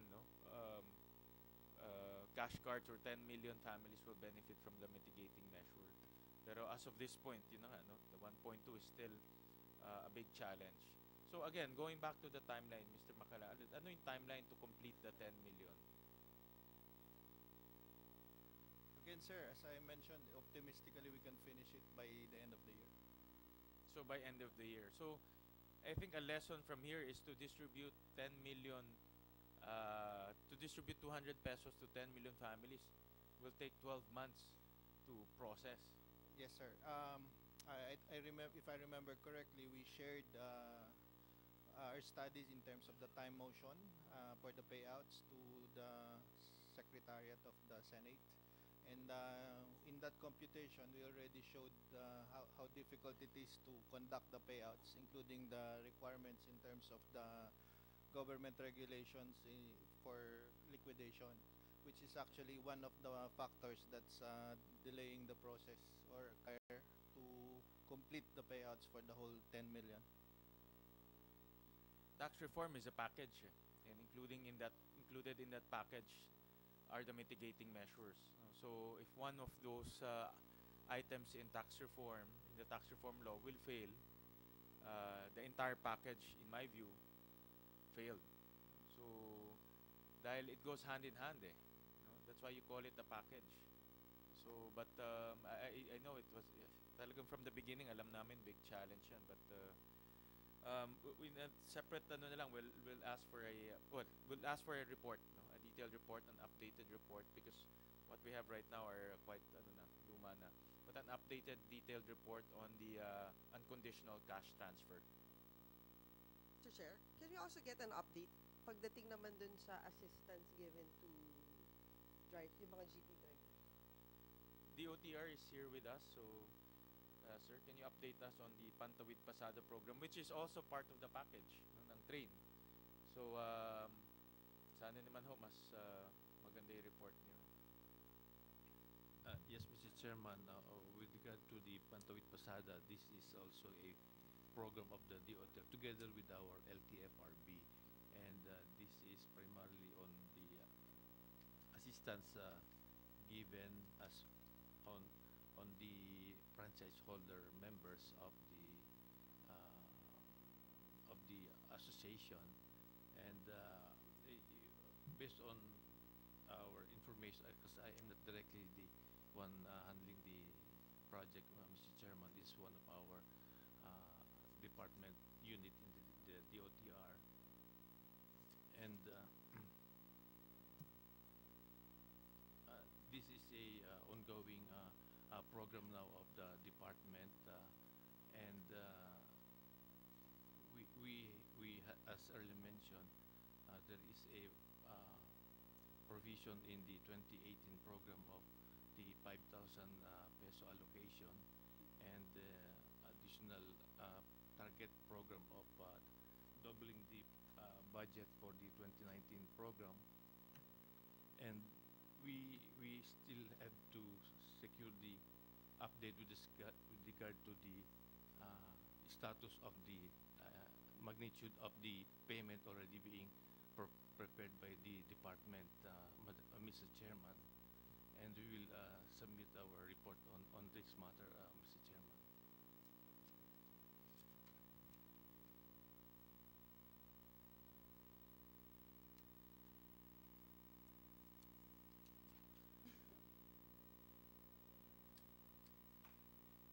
So, Director Lavides, Yes, sir. wala pa ho kayong data kung ilan na yung nabibigyan yung... Yeah, at this time, Mr. Chairman, I have no data at this stage, but we are to submit our report in coordination with our office in charge of our Pantawid Pasada, Mr. Chairman, for your consideration, Mr. Chairman. Ibig sabihin, wala ho kayong dalang report, or what do you mean? I don't understand po. At the moment, Mr. Chairman, as I was advised to proceed here immediately, I was not able to. Well, I'll give you your report. I have your report. I'm sorry, So, Mr. Chairman. I see Carl also has the report. I think the reason why we invited DOTR is really part of the mitigating measure implementation. And I was hoping that you have a much accurate and more recent report and more timely report. What I have right now is October 8th, a report from DOTR actually. And correct me if I'm wrong, Carl, no? But on October 8th, October 6, ang nabigyan lang po ng Pantawid Pasada is only 27%. So that's about 49,000 out of the 139,000 na dapat ho bigyan. So it's already fourth quarter, and we're still missing 70%. Again, no, this is part of the package, eh. Kumbaga, part of the agreement na mabibigay ito sa ating mga jeepney drivers. So ano pa naging problema? I don't know if you can answer, but yeah, use a card. Can I give a more recent update that came from the former office of USEC Team Orbos, dated October 22. So they have given cards to 56,154. So almost 40% of the Yung target. card, may cash naman yan, no? It has cash, 5,000 for this year. I'm not sure if Director, you have an update on the problems, but we were told that the problems now revolve around the. By the way, there are 142,000 cards available. The problem is the documentation for these operators' driver to prove that they are valid franchise holders, and we were told that half cannot be provided because the evidence or documents are not sufficient. So there are many available cards already. 142,000 can be claimed and continuous po yung distribution. But only 56,000 can produce the documents based on the report I got. So what I'm understanding, Director Lavides, I don't know if you can answer this, no? Is we cannot give the cards. The cards are there, no? Pero hindi natin mabigay yung cards because kulang ng dokumento. I understand one of the most important document is the franchise. So kung walang franchise, kolorum sila. Eh kung kolorum sila, ba't natin sinama sila sa bilang nung we were talking about train? So it's parang, I think this is going in circles pagdating ho sa suporta. Madaling mangolekta sa taong bayan, mahirap naman magbigay ng tulong. No? And we're very disappointing because we're answerable to our constituents. No? And how can we explain that there are 142 cards but we cannot give out because lack of documents or I don't know who can answer. No? The director is not knowledgeable about this. I think based on the report that I got, Mr. Chair, the 142,000, based on the record of LTFRB, are the franchise given. So they are existing. Okay. The problem that the DOTR has communicated is that those coming to claim the cards cannot produce the franchise. We have to be very careful kasi on how we give the card because that has a liability on the part of DOTR or LTFRB if that cannot be given. Sometimes the franchise is held by the operator but the driver is the one claiming. Sometimes the franchise may have been sold or lent. These are the problems that DOTR and LTFRB are currently addressing. So they have come up with more PRs to inform the PUJs that these are already available since 2 months ago and that they should just claim with the documents. Mr. Chair, hindi ho ba pwede baliktarin natin yung proseso? Di ba yung DOTR, LTFRB, nasa kanila yung listahan ng 142,000, di ba?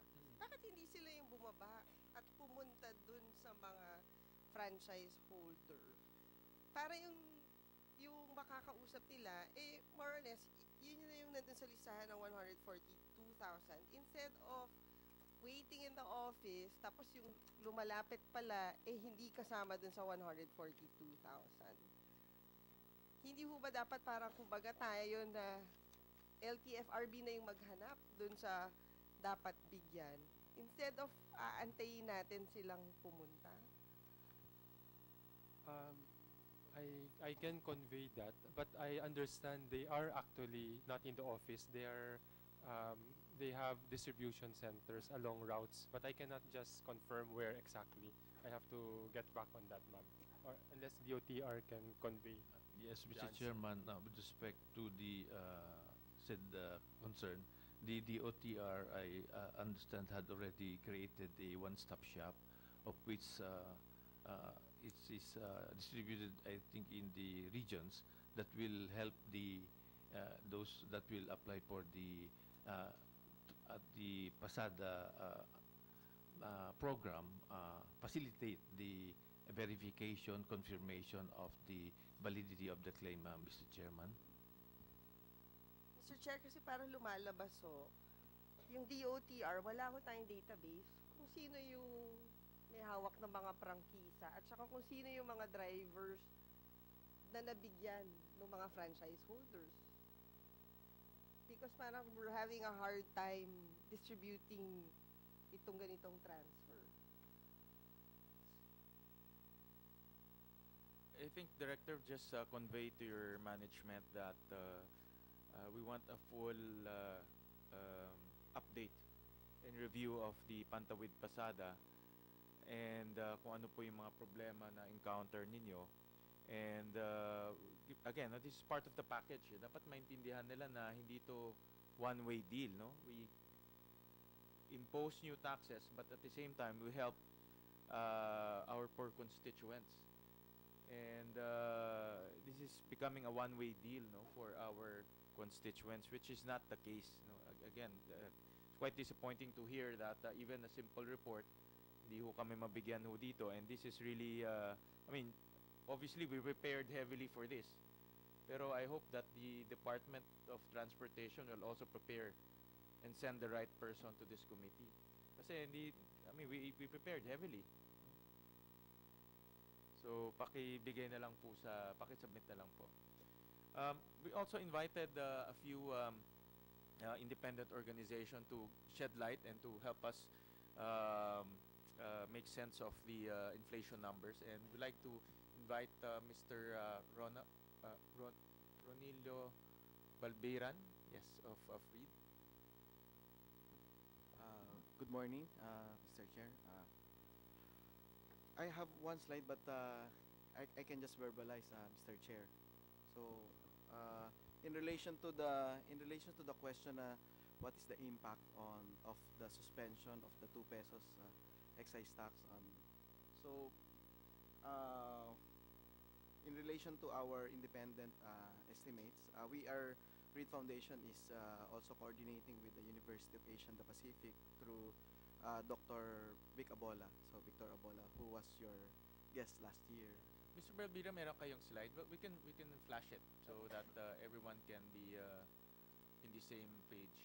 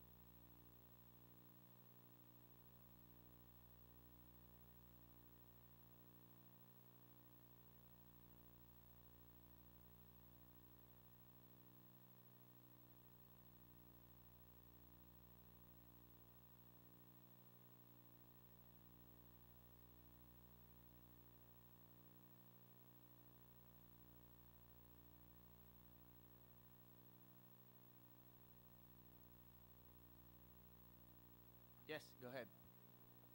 Wala po. Sige. Yeah. Yeah, flash it. Yes, go ahead. Can you, burn?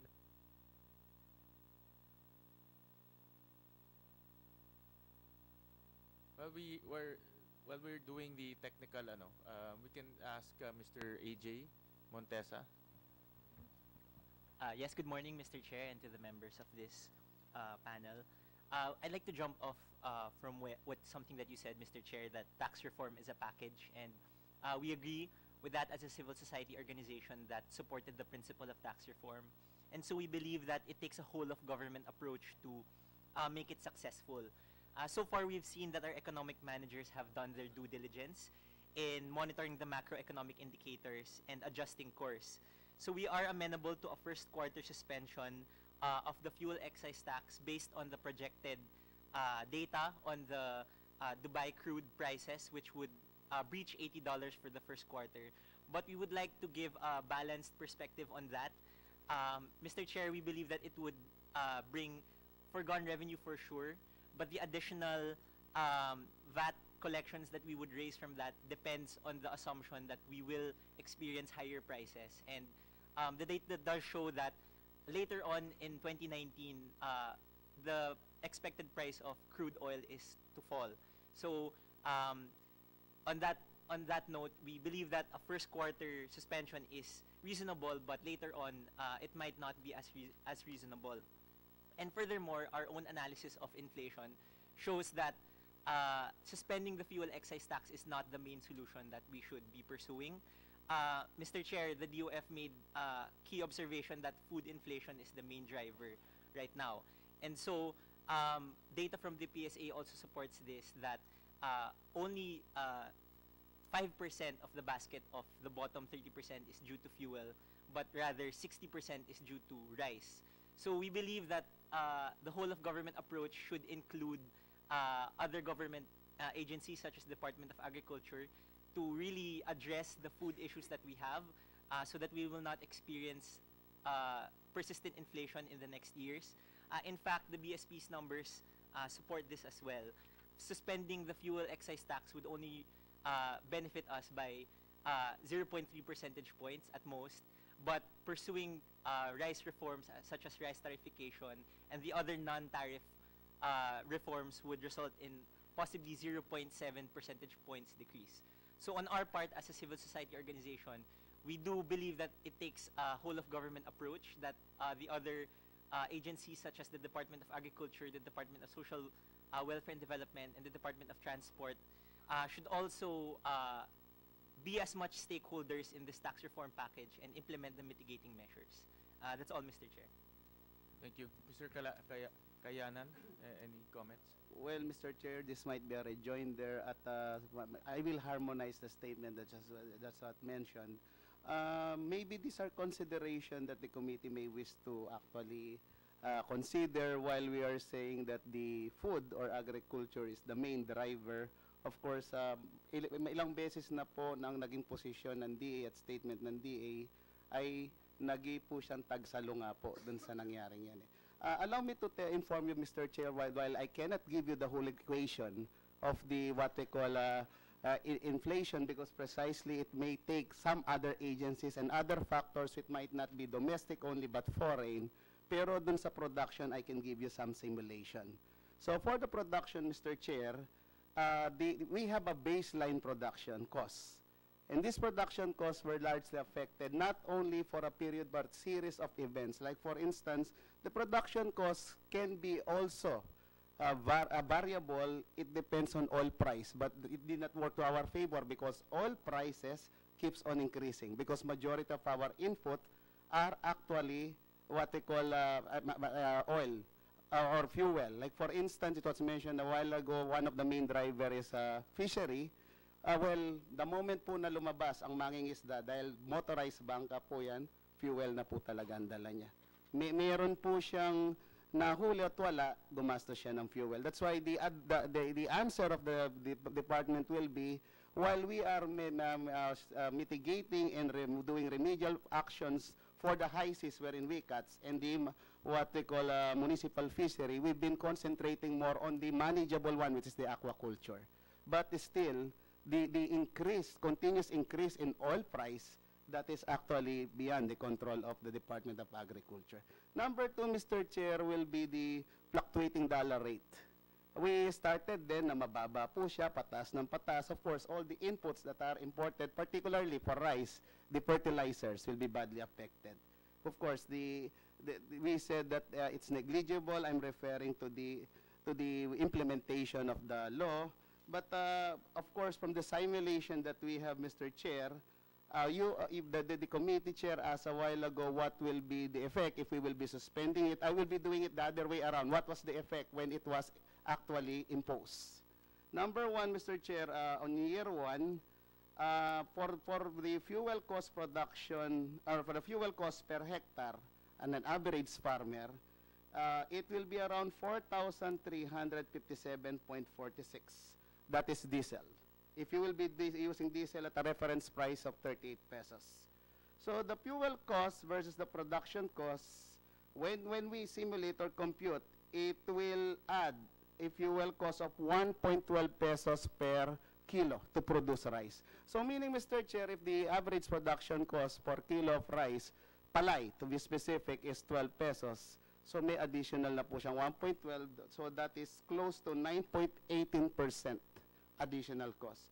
So in effect, Mr. Chair, immediately there is an impact. So that is only on the production.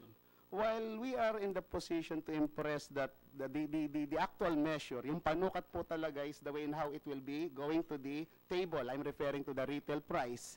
You will see that there's a big gap between the farm gate price and the suggested retail price. Kanya tama rin po ang sinabi po ng kagagalang-galang na tagapagsalita kanina. It will take coordinating bodies, coordinating department and agencies, so as the DTI, DA, even DILG, wherein markets are being managed and supervised, including other enforcing body to help us to address those things. And I mentioned a while ago that SRP has already been imposed for those commodity, the basic commodity that needs to be guarded.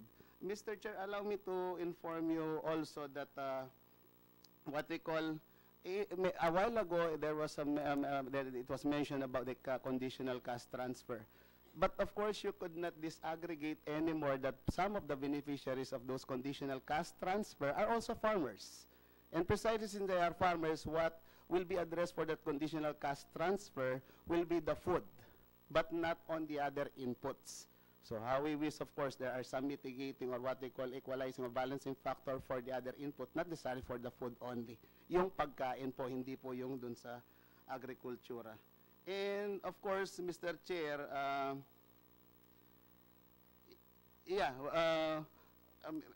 and of course, Mr. Chair,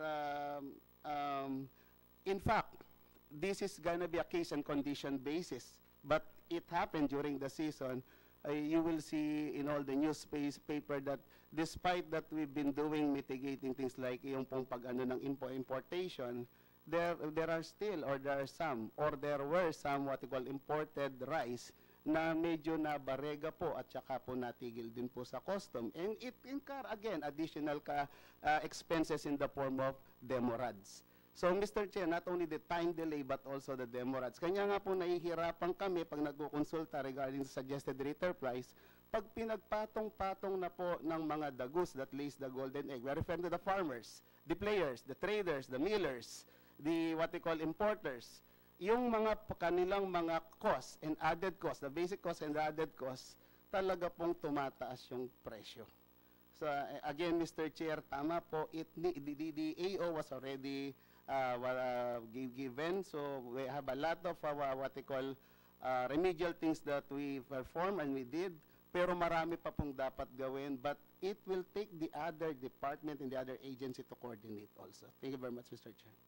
Yusek, since agriculture is a main driver, no, and it's also the main solution, earlier much has been said about rice tariffication and how it will solve a lot of our inflation problems. When assuming, no, the Senate will enact the rice tariffication in the next few months, we will convene November 12. Gaano kabilis nating makikita yung pagpasok ng bigas?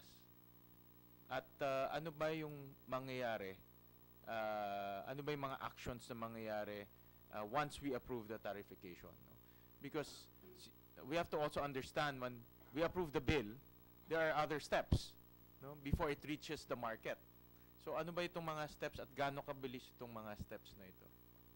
If I understand it right, Mr. Chair, part of the law is the RCEP, the Rice Competitive Enhancement Fund, which will help the farmer to be competitive.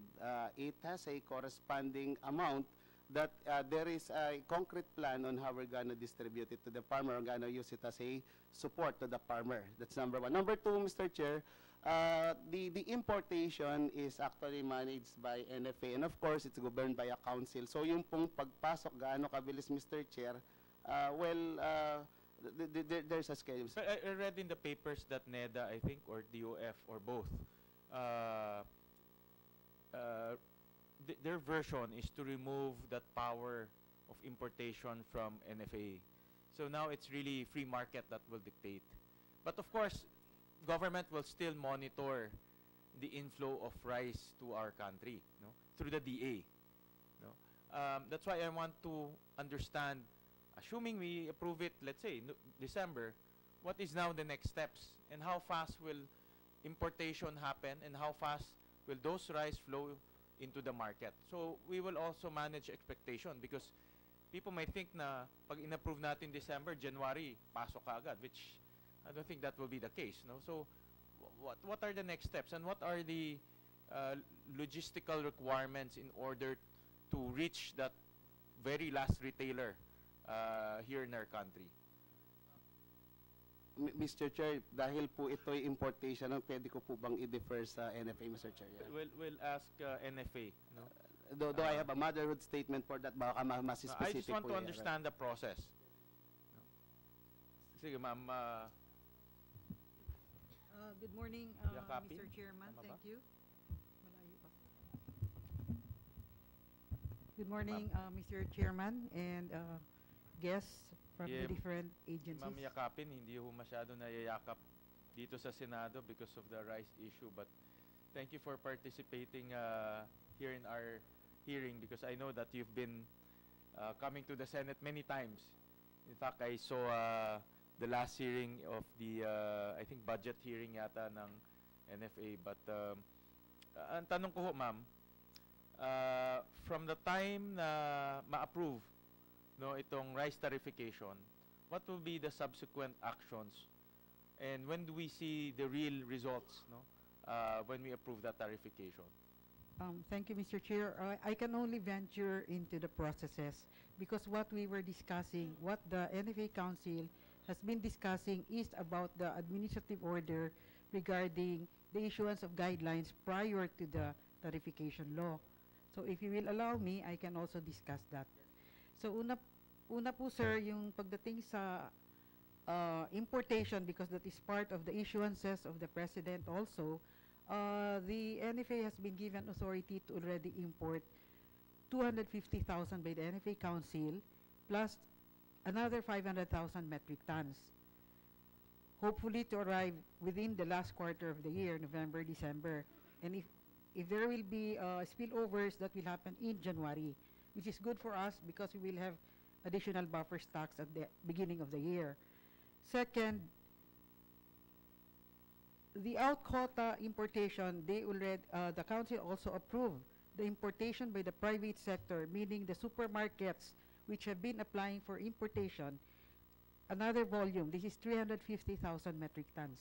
This will be evaluated. They will file their applications with DTI, and then DTI will endorse this, the names of these supermarkets to NFA. So that will add to the volume for the last quarter of the year. Mr. Chairman, we are also in the process of refining the guidelines for the out quota on top of the 350,000. Part of that is saying that the volumes need to be discussed first by the NFA Council because we cannot also not protect our farmers, Mr. Chair. So that is part of the refinements that will be going to the guidelines being drawn. And as far as the train 1 has gone, we would like also to report that NFA's releases in the market or the rice releases in the market in July started only at 2,338 metric tons per day. That is 7% of the national requirement. In October, we are doing 4,672 metric tons. That's already 14.6 or 15% participation in the market.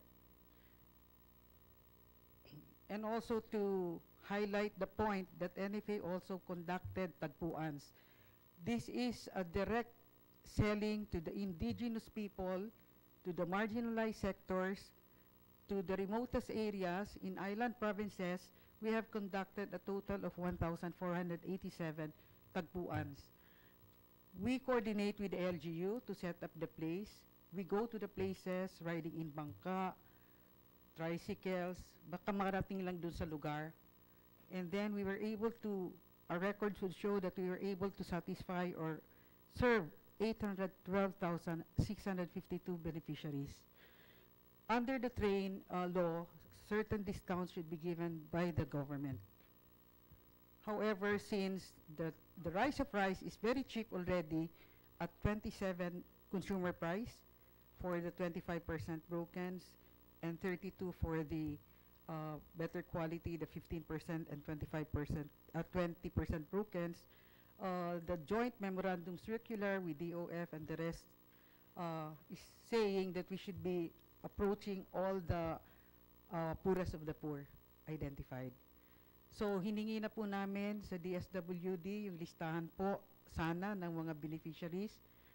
But we are constrained by the Data Privacy Act. So, we were just contending ourselves with the municipalities kung saan sila nakalocate. That's where we are targeting to deliver a rice. Ma'am, I won't venture into that provision, no? That's hindi talaga na-implement yan no? At mahabang story ho yan. But what I want to understand is the rice tariffication, no? And how the rice tariffication will operate subsequently.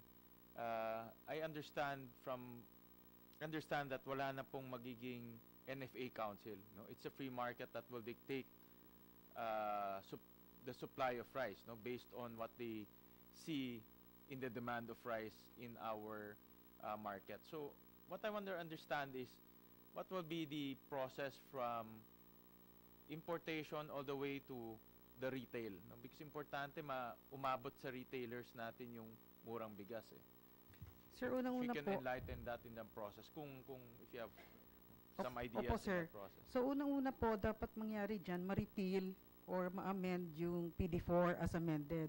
Kasi dun sa batas na yon nakasaad na ang NFA lang ang pwedeng mag-import or magbigay ng allocation. Wala na ho yun. The Okay, rice tariffication will So, kung wala na nga ho yun, completely okay. eliminate all of So, those. kung wala na po yun, ang mangyayari po, ang mag-guide na lang sa market, yung tarif rates. Correct. Which is 35%. So, yun po. Right. So, January, alam ba, na-approve, December, no? When do we see now an inflow of rice from, let's say, abroad? Sir, Let's say I from cannot, Vietnam or Thailand. Kabisado nyo ba? hindi ko ho sa masasabi kasi ibang set of guidelines po ang mangyayari niyan. Tsaka through a circular. Mr. Chair, I might be hypothetical as and when it happens wherein NFA will be relieved from what they call issuance of import permit. But there are some other functions of NFA. Well, that is, if NFA still exists, Mr. Chair, that should be strengthened. Hindi ako nagsabi niyan. Hypothetical, Mr. Chair. Number one, sir, Mr. Chair, the accreditation and certification function. That thing cannot be I think the opinion of the 8 cannot be relieved because there are two main functions of a bureau that regulates or an administrator that regulates. Number one will be prohibition of the entry of illegal items, and number two, regulation of regulated items. So if we will start with no baseline data like accreditation or certification, then I cannot see how it functions that way. In the part of the Mr. Chair, of course, for the Bureau of Plant Industry, the only non-tariff measures that we've been doing, and that is in response to Food Safety Act, is the issuance of sanitary and phytosanitary, because that's very important. No compromise, Mr. Chair. The proposal that will also be removed or streamlined, no? It's still a debate, actually, period of amendments, but there are proposals to even remove that, no? But we're still debating whether that will be streamlined or removed. Well, Mr. Chair, again, any country wherein we will be resourcing our importation without checking the sanitary and phytosanitary, when we put, all the Filipino will be eating in grave danger. Like pest residue analysis, maximum residue level, their usage of fertilizer, if they go beyond. That is the only way that we could address it, including handling, Mr. Chair. The safety handling is very important, the fumigation, everything. But anyway, Mr. Chair, number two, on the part of the, of course, what we wanted to address here, as we approach to the tariffication, will be to prepare the farmers to be very competitive. Because it is the position of DA that we have to maintain a certain level of sufficiency, not necessarily 100% sufficient. Because if we do not have a certain level of sufficiency and we rely purely on the tariffied importation, allow me to inform you, Mr. Chair, that coming from the AMAP meeting just 2 weeks ago in Vietnam, the total rice traded imported rice traded is only around 39 million, and 38 million had been already what they call negotiated, meaning sa taon-taon po yung so we only have 1 million what they call metric ton na natitira po. And if some other consumers also are imported, will be changing their policies in terms of buffer stocking, like increase to a certain degree. Like for instance, China, which is 1 point something billion, immediately, it's not a question of where we import. Kaano po, saan po tayo, at ano po, saan tayo kukuha. And we know for a fact that the speculation game is always around. Like for instance, Mr. Chair, every time lang malalaman ng NFA or mga importer ay mag-i-import, the source, we know the main source here, the rice producing country in Asian, will be Myanmar, Thailand, Vietnam, Bangladesh, India, Pakistan. But of course, we know where competitive rice are coming from, mainly Vietnam and Thailand. Immediately, nagbabago po yung per metric ton dollar price nila. So we experienced way back 2008, 2009 that at a price of, from a baseline price of $400 per metric ton, it ballooned as high as $1,500 per metric ton. And yet, we have hurdles and humps on how to get it. So, Mr. Chair, kanya nga po, yung position natin will be to strengthen rather than to yabos. Sige po. Well, that's Committee on Agriculture ho yun. Yusek, do you have any idea? Again, no, we're kanina ba natin narinig yung rice tariffication, but in terms of process, again, ulitin ko, from the time we approve it December, when do we see retail prices go down? And what will happen subsequently? Because we're giving it to the free market. The free market will now look at demand. They will import. From the time they import and from the time they, the retail stores will receive those importation, hopefully mas mura siya. Ano yung tinitignan natin time frame? Because I want to connect that with the suspension in the first quarter. If we are saying we're suspending in the first quarter, then we are looking at an avoidance of 0.2%. And then we have a tariffication that will be perceived to be efficient. We can bring in cheap price, hopefully another 0.7% reduction in the first quarter. So banner year tayo in the first quarter next year. But again, the tariffication, we have to understand and manage expectation. Kailan ba pwedeng, ano bang mangyari after? I think the more competent authority is really the Bureau of Customs. No? but what will essentially happen is initially they will have to change the protocols, the import protocols, especially yung national single window.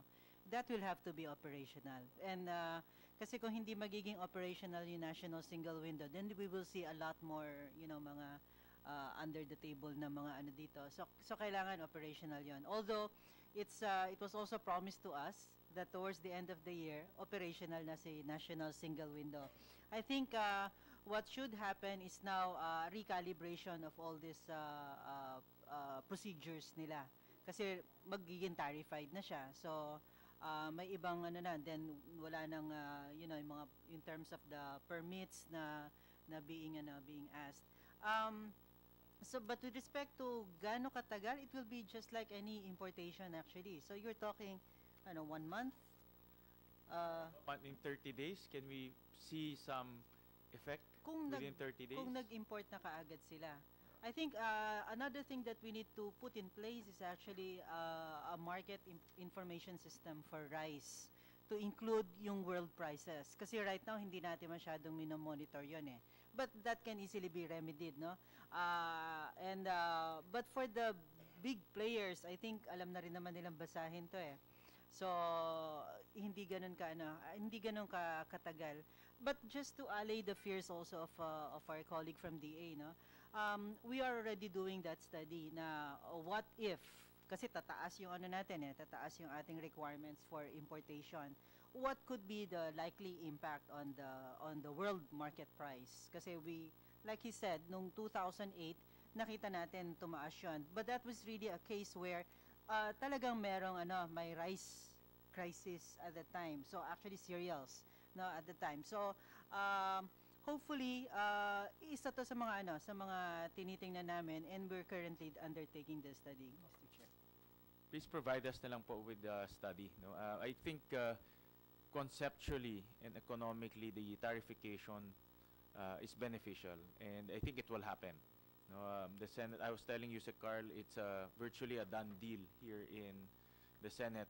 But subsequently, ano ba yung mangyayari? No, this is what we want to understand, and hopefully we can operationalize this as quick as possible.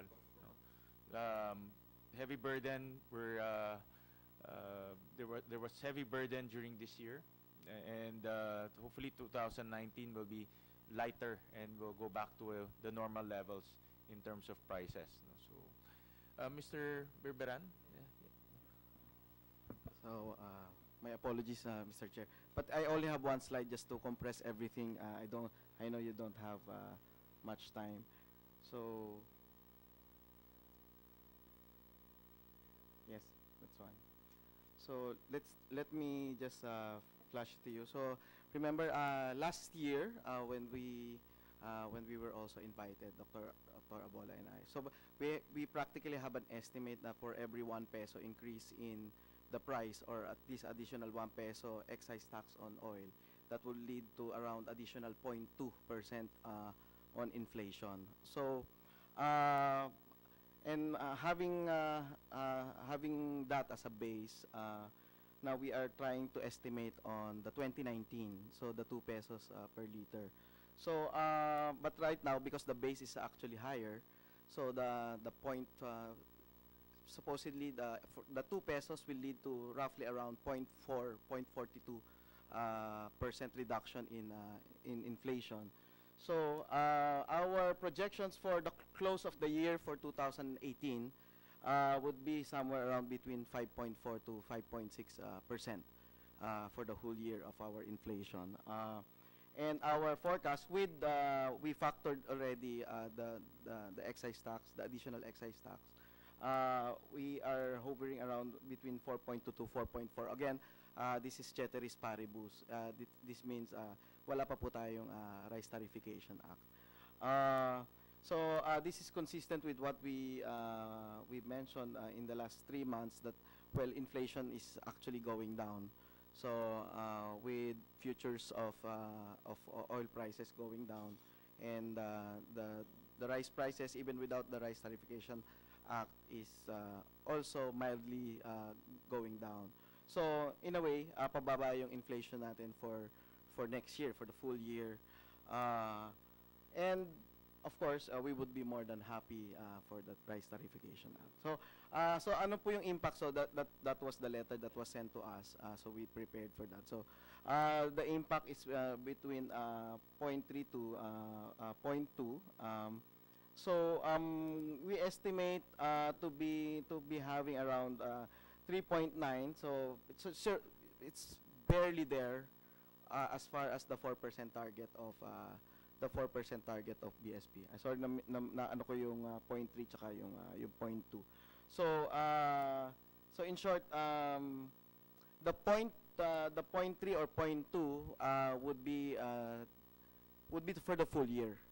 So meaning we don't recommend one quarter of suspension. So we recommend at least 2 quarters, at least 6 months of suspension. We also acknowledge that DOF needs the revenue, and if we get into the problem of too much deficit, that might lead to another type of inflation problem. So they needed to collect that for our build program. And also we think that 6 months would be enough, because by that time, by next year, first quarter, second quarter, the 150 basis points increase in the policy rate of BSP would have actually taken effect. So kasi medyo it takes time for these increases, these policy rates, to have an effect on the economy and inflation. So the good gentleman from the BSP can give more details on the timeline or the duration of the impact of that 150 basis points already of increase in the policy rate. just to control the inflation. So we're talking about between so if you asked us last year, that would be 0.4, but right now, because the base of oil prices now is practically higher, so it's a maximum of 0.3. So the direct impact is 0.2, but we estimate that portions of increases in price of food are actually driven by the higher logistics costs. And so therefore we attribute this additional 0.1% to additional distribution cost brought about by higher fuel cost. So higher fuel cost will lead to higher logistics cost, will have an indirect impact to food prices. So, and factor that add to that would be what you mentioned a while ago about inflation expectation, speculation, and the worst is this is being used by the profiteering motives of the middlemen. So, so we have that. So this is ceteris paribus. If we have the 0.3, then thankfully, we will be below the ceiling of the inflation target at 3.9. So, yes, sir. Thank you, Mr. Balbiran. We also invited Attorney Dimagiba of the consumer groups. Thank you, Mr. Chairman. Kala ko hindi mo na ako matatawag. Yung kasi pinag-usapan natin yung bottom 30%, no? First, punta muna tayo sa mitigating measures. Mr. Chairman, nakakalimutan lang ninyo, in addition dun sa pinag-usapan mga mitigating measures, meron pa tayong dalawa na hanggang hindi pa ginagawa. 0%, in other words. Yung for minimum wage earners, unemployed, and the poorest 50% of the population, meron po silang entitled 10% discount sa pamasahe.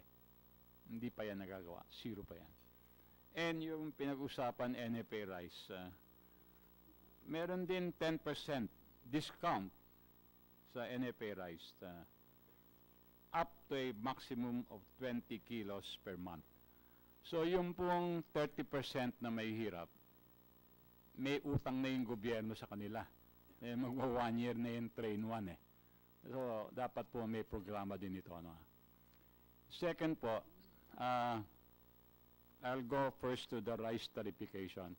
I have been asking this with my friends, DA, NFA, and you're also concerned when what will be the immediate impact. Ang question dito, Mr. Chairman, mawawala na ba yung NFA rice na 27 and 32 sa market?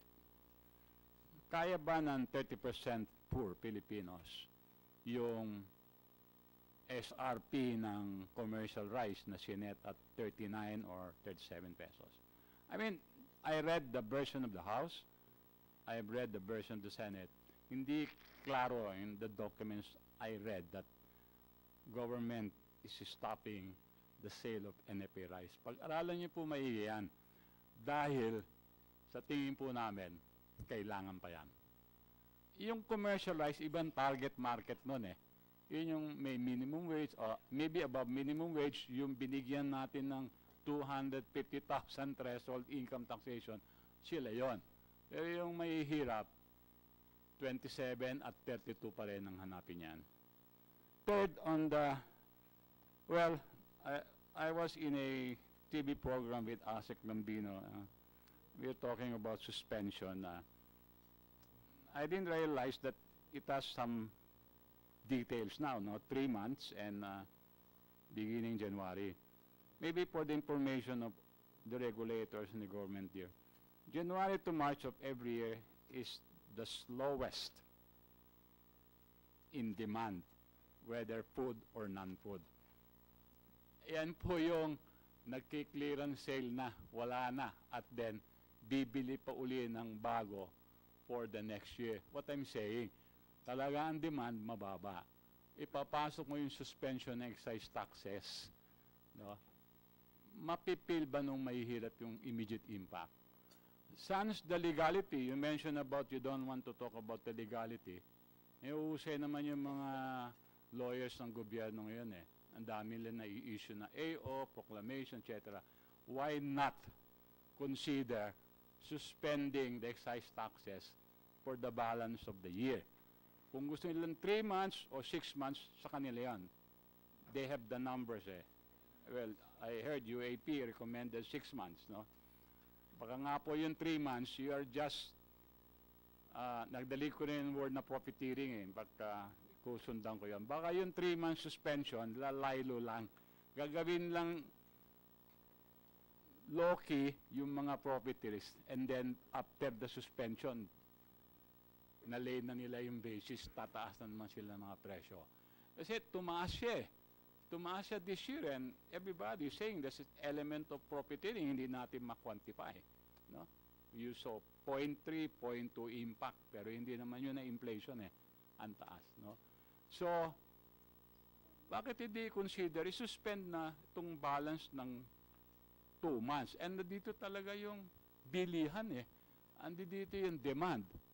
People will be getting their 13th or 14th of month. Eh, yung mga minimum wage earners at saka walang trabaho, wala din yan. Pero sana, ano ba yung mararamdaman? I don't think mararamdaman yan in January kasi mababa talaga ang demand pag January to March. Doon po sa isususpend, pakisigurado lang na lahat ng fuel products na nandun sa Section 148, kasama dun sa ilalabas, I don't know, EO, MO, o proclamation, no? Including yung pong Section 158, yung coal. Kasi pag hindi nyo po sinuspend yun, 100 pesos per metric ton na yon next year. Kuryente naman ang suntok no, ng wiko doon. At, well, we welcome, finally, after almost 1 year, Department of Agriculture is setting SRP on commercial rice. No? That, from the consumer side, is something, well, ang tagal rin din. Anyway, nandiyan na yun. So we'll see whether it will work, no, for commercial rice. Pero, Mr. Chairman, please study very well. Palagay ko, hindi nyo pa pwedeng tanggalin ang NFA rice. Yun lang. Maraming salamat. Thank you. Nabulungan yata ho kayo ni Mrs. Yakapin eh. Oo. Oo, parang nabulungan ho kayo. Si Attorney Dimagba, matagal ko na hong kaibigan yan. DTI, Asek Perez, any comments po? Thank you, Mr. Chair. Actually, we have prepared a short presentation. Yes.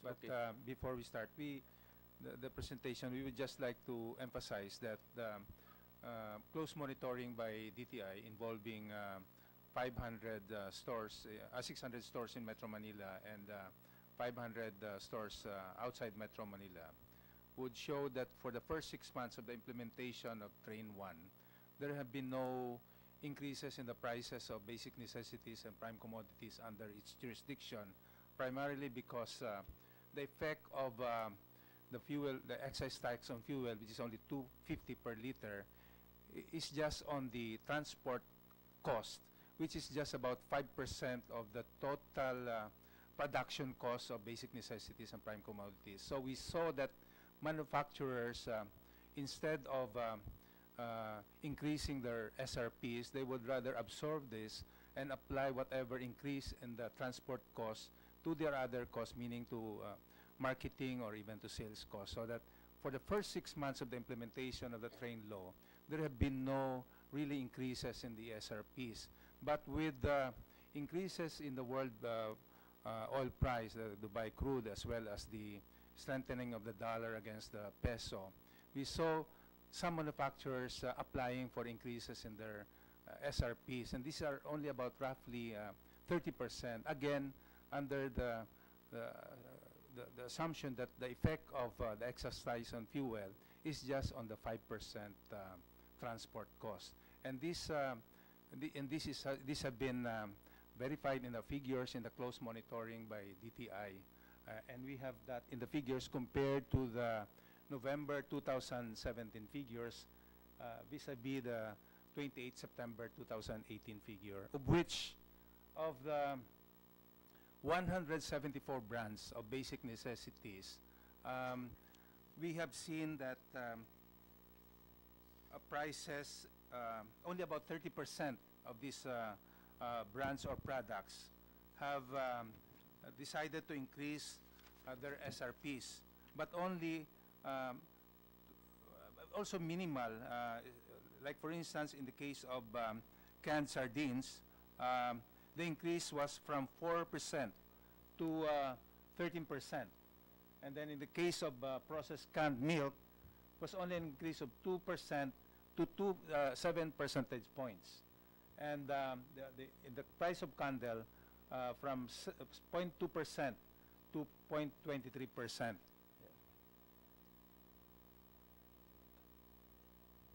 There you go. So in summary, of the 174 basic necessities monitored, Mr. Chairman, only about 34.25% have increased their SRPs, and only 66 products have actual price increases, which is 30.14% of the total number of BNPCs monitored. So our conclusion is that the impact or the effect of the excise tax on fuel is very minimal insofar as the basic necessities and prime commodities under jurisdiction of the Department of Trade and Industry. Thank you. But what you're saying here, ASEC, is 34% lang ng mga basic necessities and prime commodities ang tumaas ang presyo due to train. Not due to train, Your Honor, but due to increase in the raw materials, which were brought about by the increases of the strengthening of the dollars against the peso.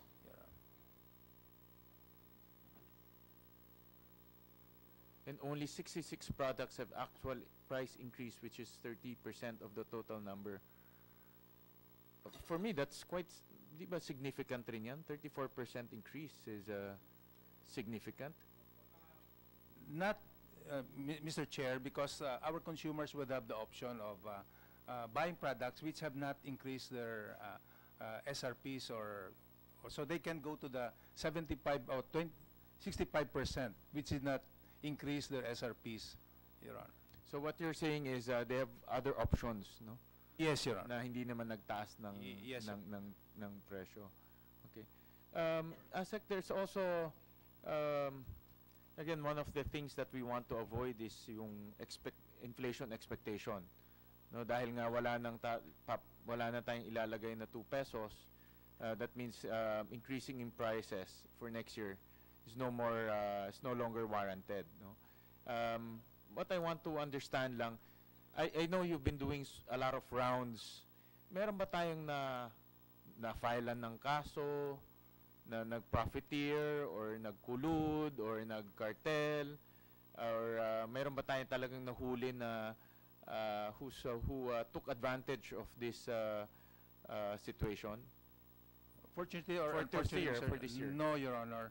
In fact, we have done close monitoring. We jointly monitored with NFA, with the National Intelligence Coordinating Agency, with the NBI. And the close monitoring for the past 2 months showed that there have really been no profiteering or rice cartel. It's probably because the explanation that because of the number of distribution levels, meaning about 5 to 6 before the product actually reaches the consumer, it's very difficult for the existence of cartel or profiteering, because people or the trader would always look for the ones that offer prices much lower. So one of the mitigating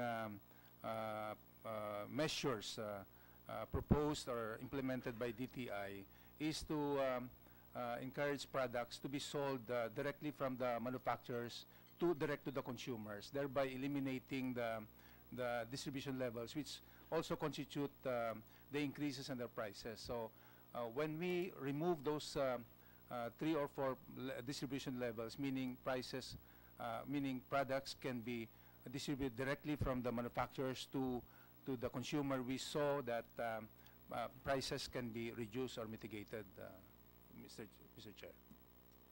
Thank you. Thank you, ASEC. And I want to digress a bit, Yusek Carl, no? In terms of revenue collection, magkano na ba ang nakolekta natin sa train? No?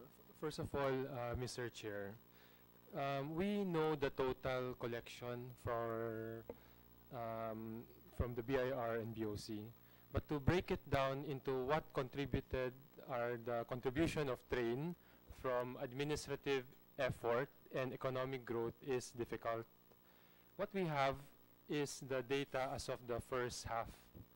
That is the official data. We collected 33.7 billion out of the 89.9 billion. But of the 89.9 billion, 26.6 has been deducted by the DBCC because the e-invoice and the fuel marking are not yet ready.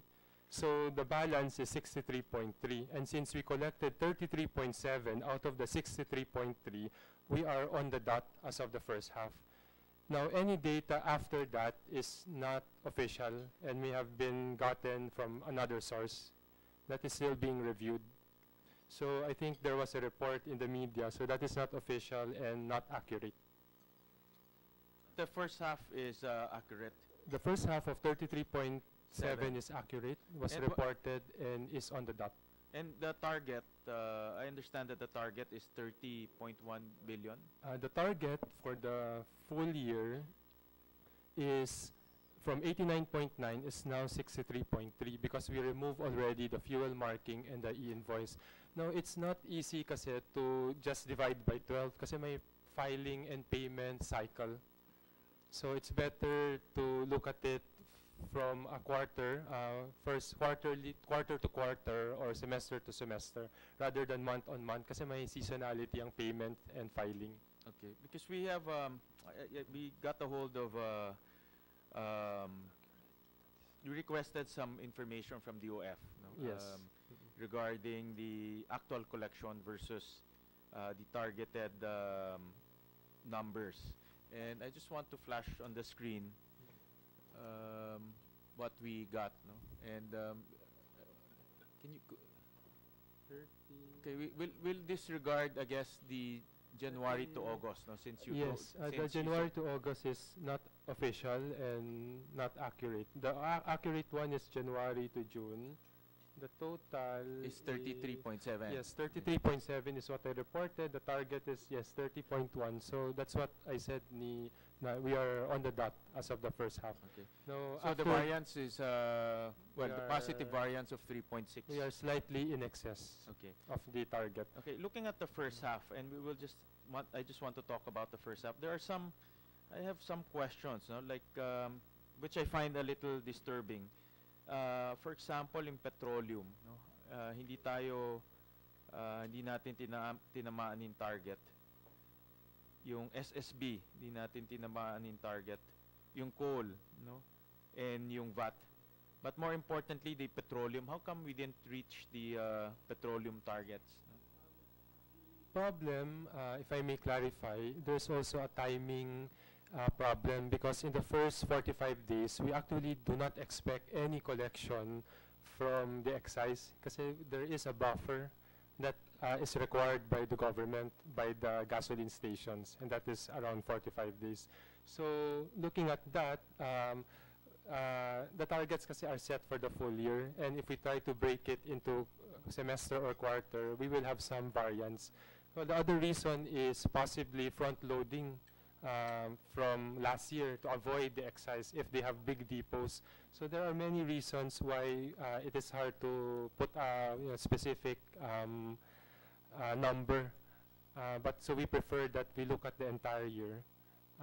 On the SSB, there was a delay in the issuance of the revenue regulation because we had to determine for certain products if they are milk or non-milk products because the milk determines whether you are exempt. There are also issues about whether that product contains sugar or regular sugar or high fructose corn syrup. Again, that has to be discussed. On the VAT, you will see a very low collection. We are actually trying to understand maybe some of the VAT payers shifted away from the VAT to percentage tax because by law, if you are below 3 million sales, exempt from the VAT.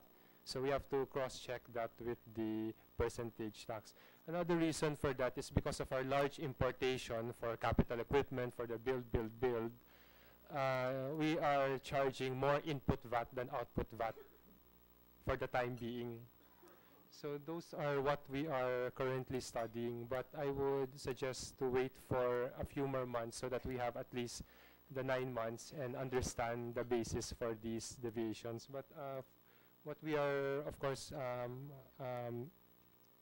happy about is that at least the combined target appears to be on track. Yusek, the reason why I said disturbing, during the hearing we were also quite worried about the potential of smuggling. No? And when I was looking at these figures, and I saw that the excise tax for petroleum is not hitting the target, my first instinct is baka maraming nag-i-smuggle. No?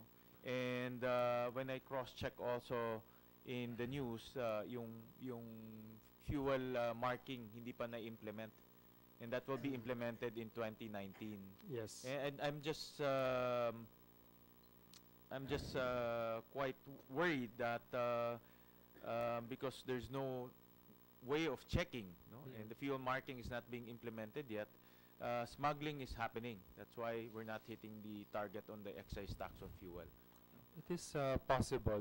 That is why we have proposed from the beginning to have the fuel marking. Correct. There was And that's my next question. How come we're not? Okay, there was a long procurement delay, but we'd rather do it properly than have failed procurement. The bidder has been selected but has not yet been awarded, pending the release of the regulation covering the trust receipts, which we already are in the process of signing this week. So the schedule is that we are going to implement this immediately in 2019. So the bidder is just waiting for the award and the notice to proceed because the IRR is being signed as we speak. It's easy to impose excise tax on our consumers, but if we don't have the control, then we're just the companies who are smuggling is just benefiting from that policy regulation of the government. No? Obviously, they're charging high, but it's not going to the government because it's smuggled. If I may also add, Mr. Chair, by just looking at this, it may not be the full picture because we are trying to break down, which is, as I mentioned, very difficult. What is the contribution of train, of effort, and economic growth and the prices? So, but if we look at the entire collection from oil, it's actually quite good, which we can submit. We submitted to the budget committee, finance committee, that data. I just want to flag the DOF because my point here is the control, which is the fuel marking, is delayed. No? And without that control, the temptation for smuggling is very high, because they can play around with the pricing, and that's why I'm worried. And I just saw this number that we might be some smugglers might be benefiting from this lack of control. And I just want to flag the department, and as well as the SSB, the sugar sweetened beverage. Pinapatong yan sa at manufacturers, no? At the production at the or production import level, yes. At the production. So how do we control? How do we monitor if they are declaring the right amount or the right type of beverage for that excise tax? Well, the problem right now is more on what sugar they used. The actual, because it's levied at the manufacturing or import, it is relatively easier to monitor. The problem po is what sugar they used, because the data we are getting from BIR is everyone is no one is filing the 12 peso per liter. So they're all claiming that they are using the regular sugar. That is what is actually being investigated at this point. Because as of last year, most were using the high fructose corn syrup. But it appears that no one is, at this point, declaring that they're using that. That's my next question. That's why we're not hitting the target. It is, Maybe they're declaring something else. It is possible. It is also possible that some of the products that are being debated, whether milk or non-milk, has not yet been resolved. The recourse is, of course, right now we are undergoing the voluntary compliance aspect. In the next 3 years, of course,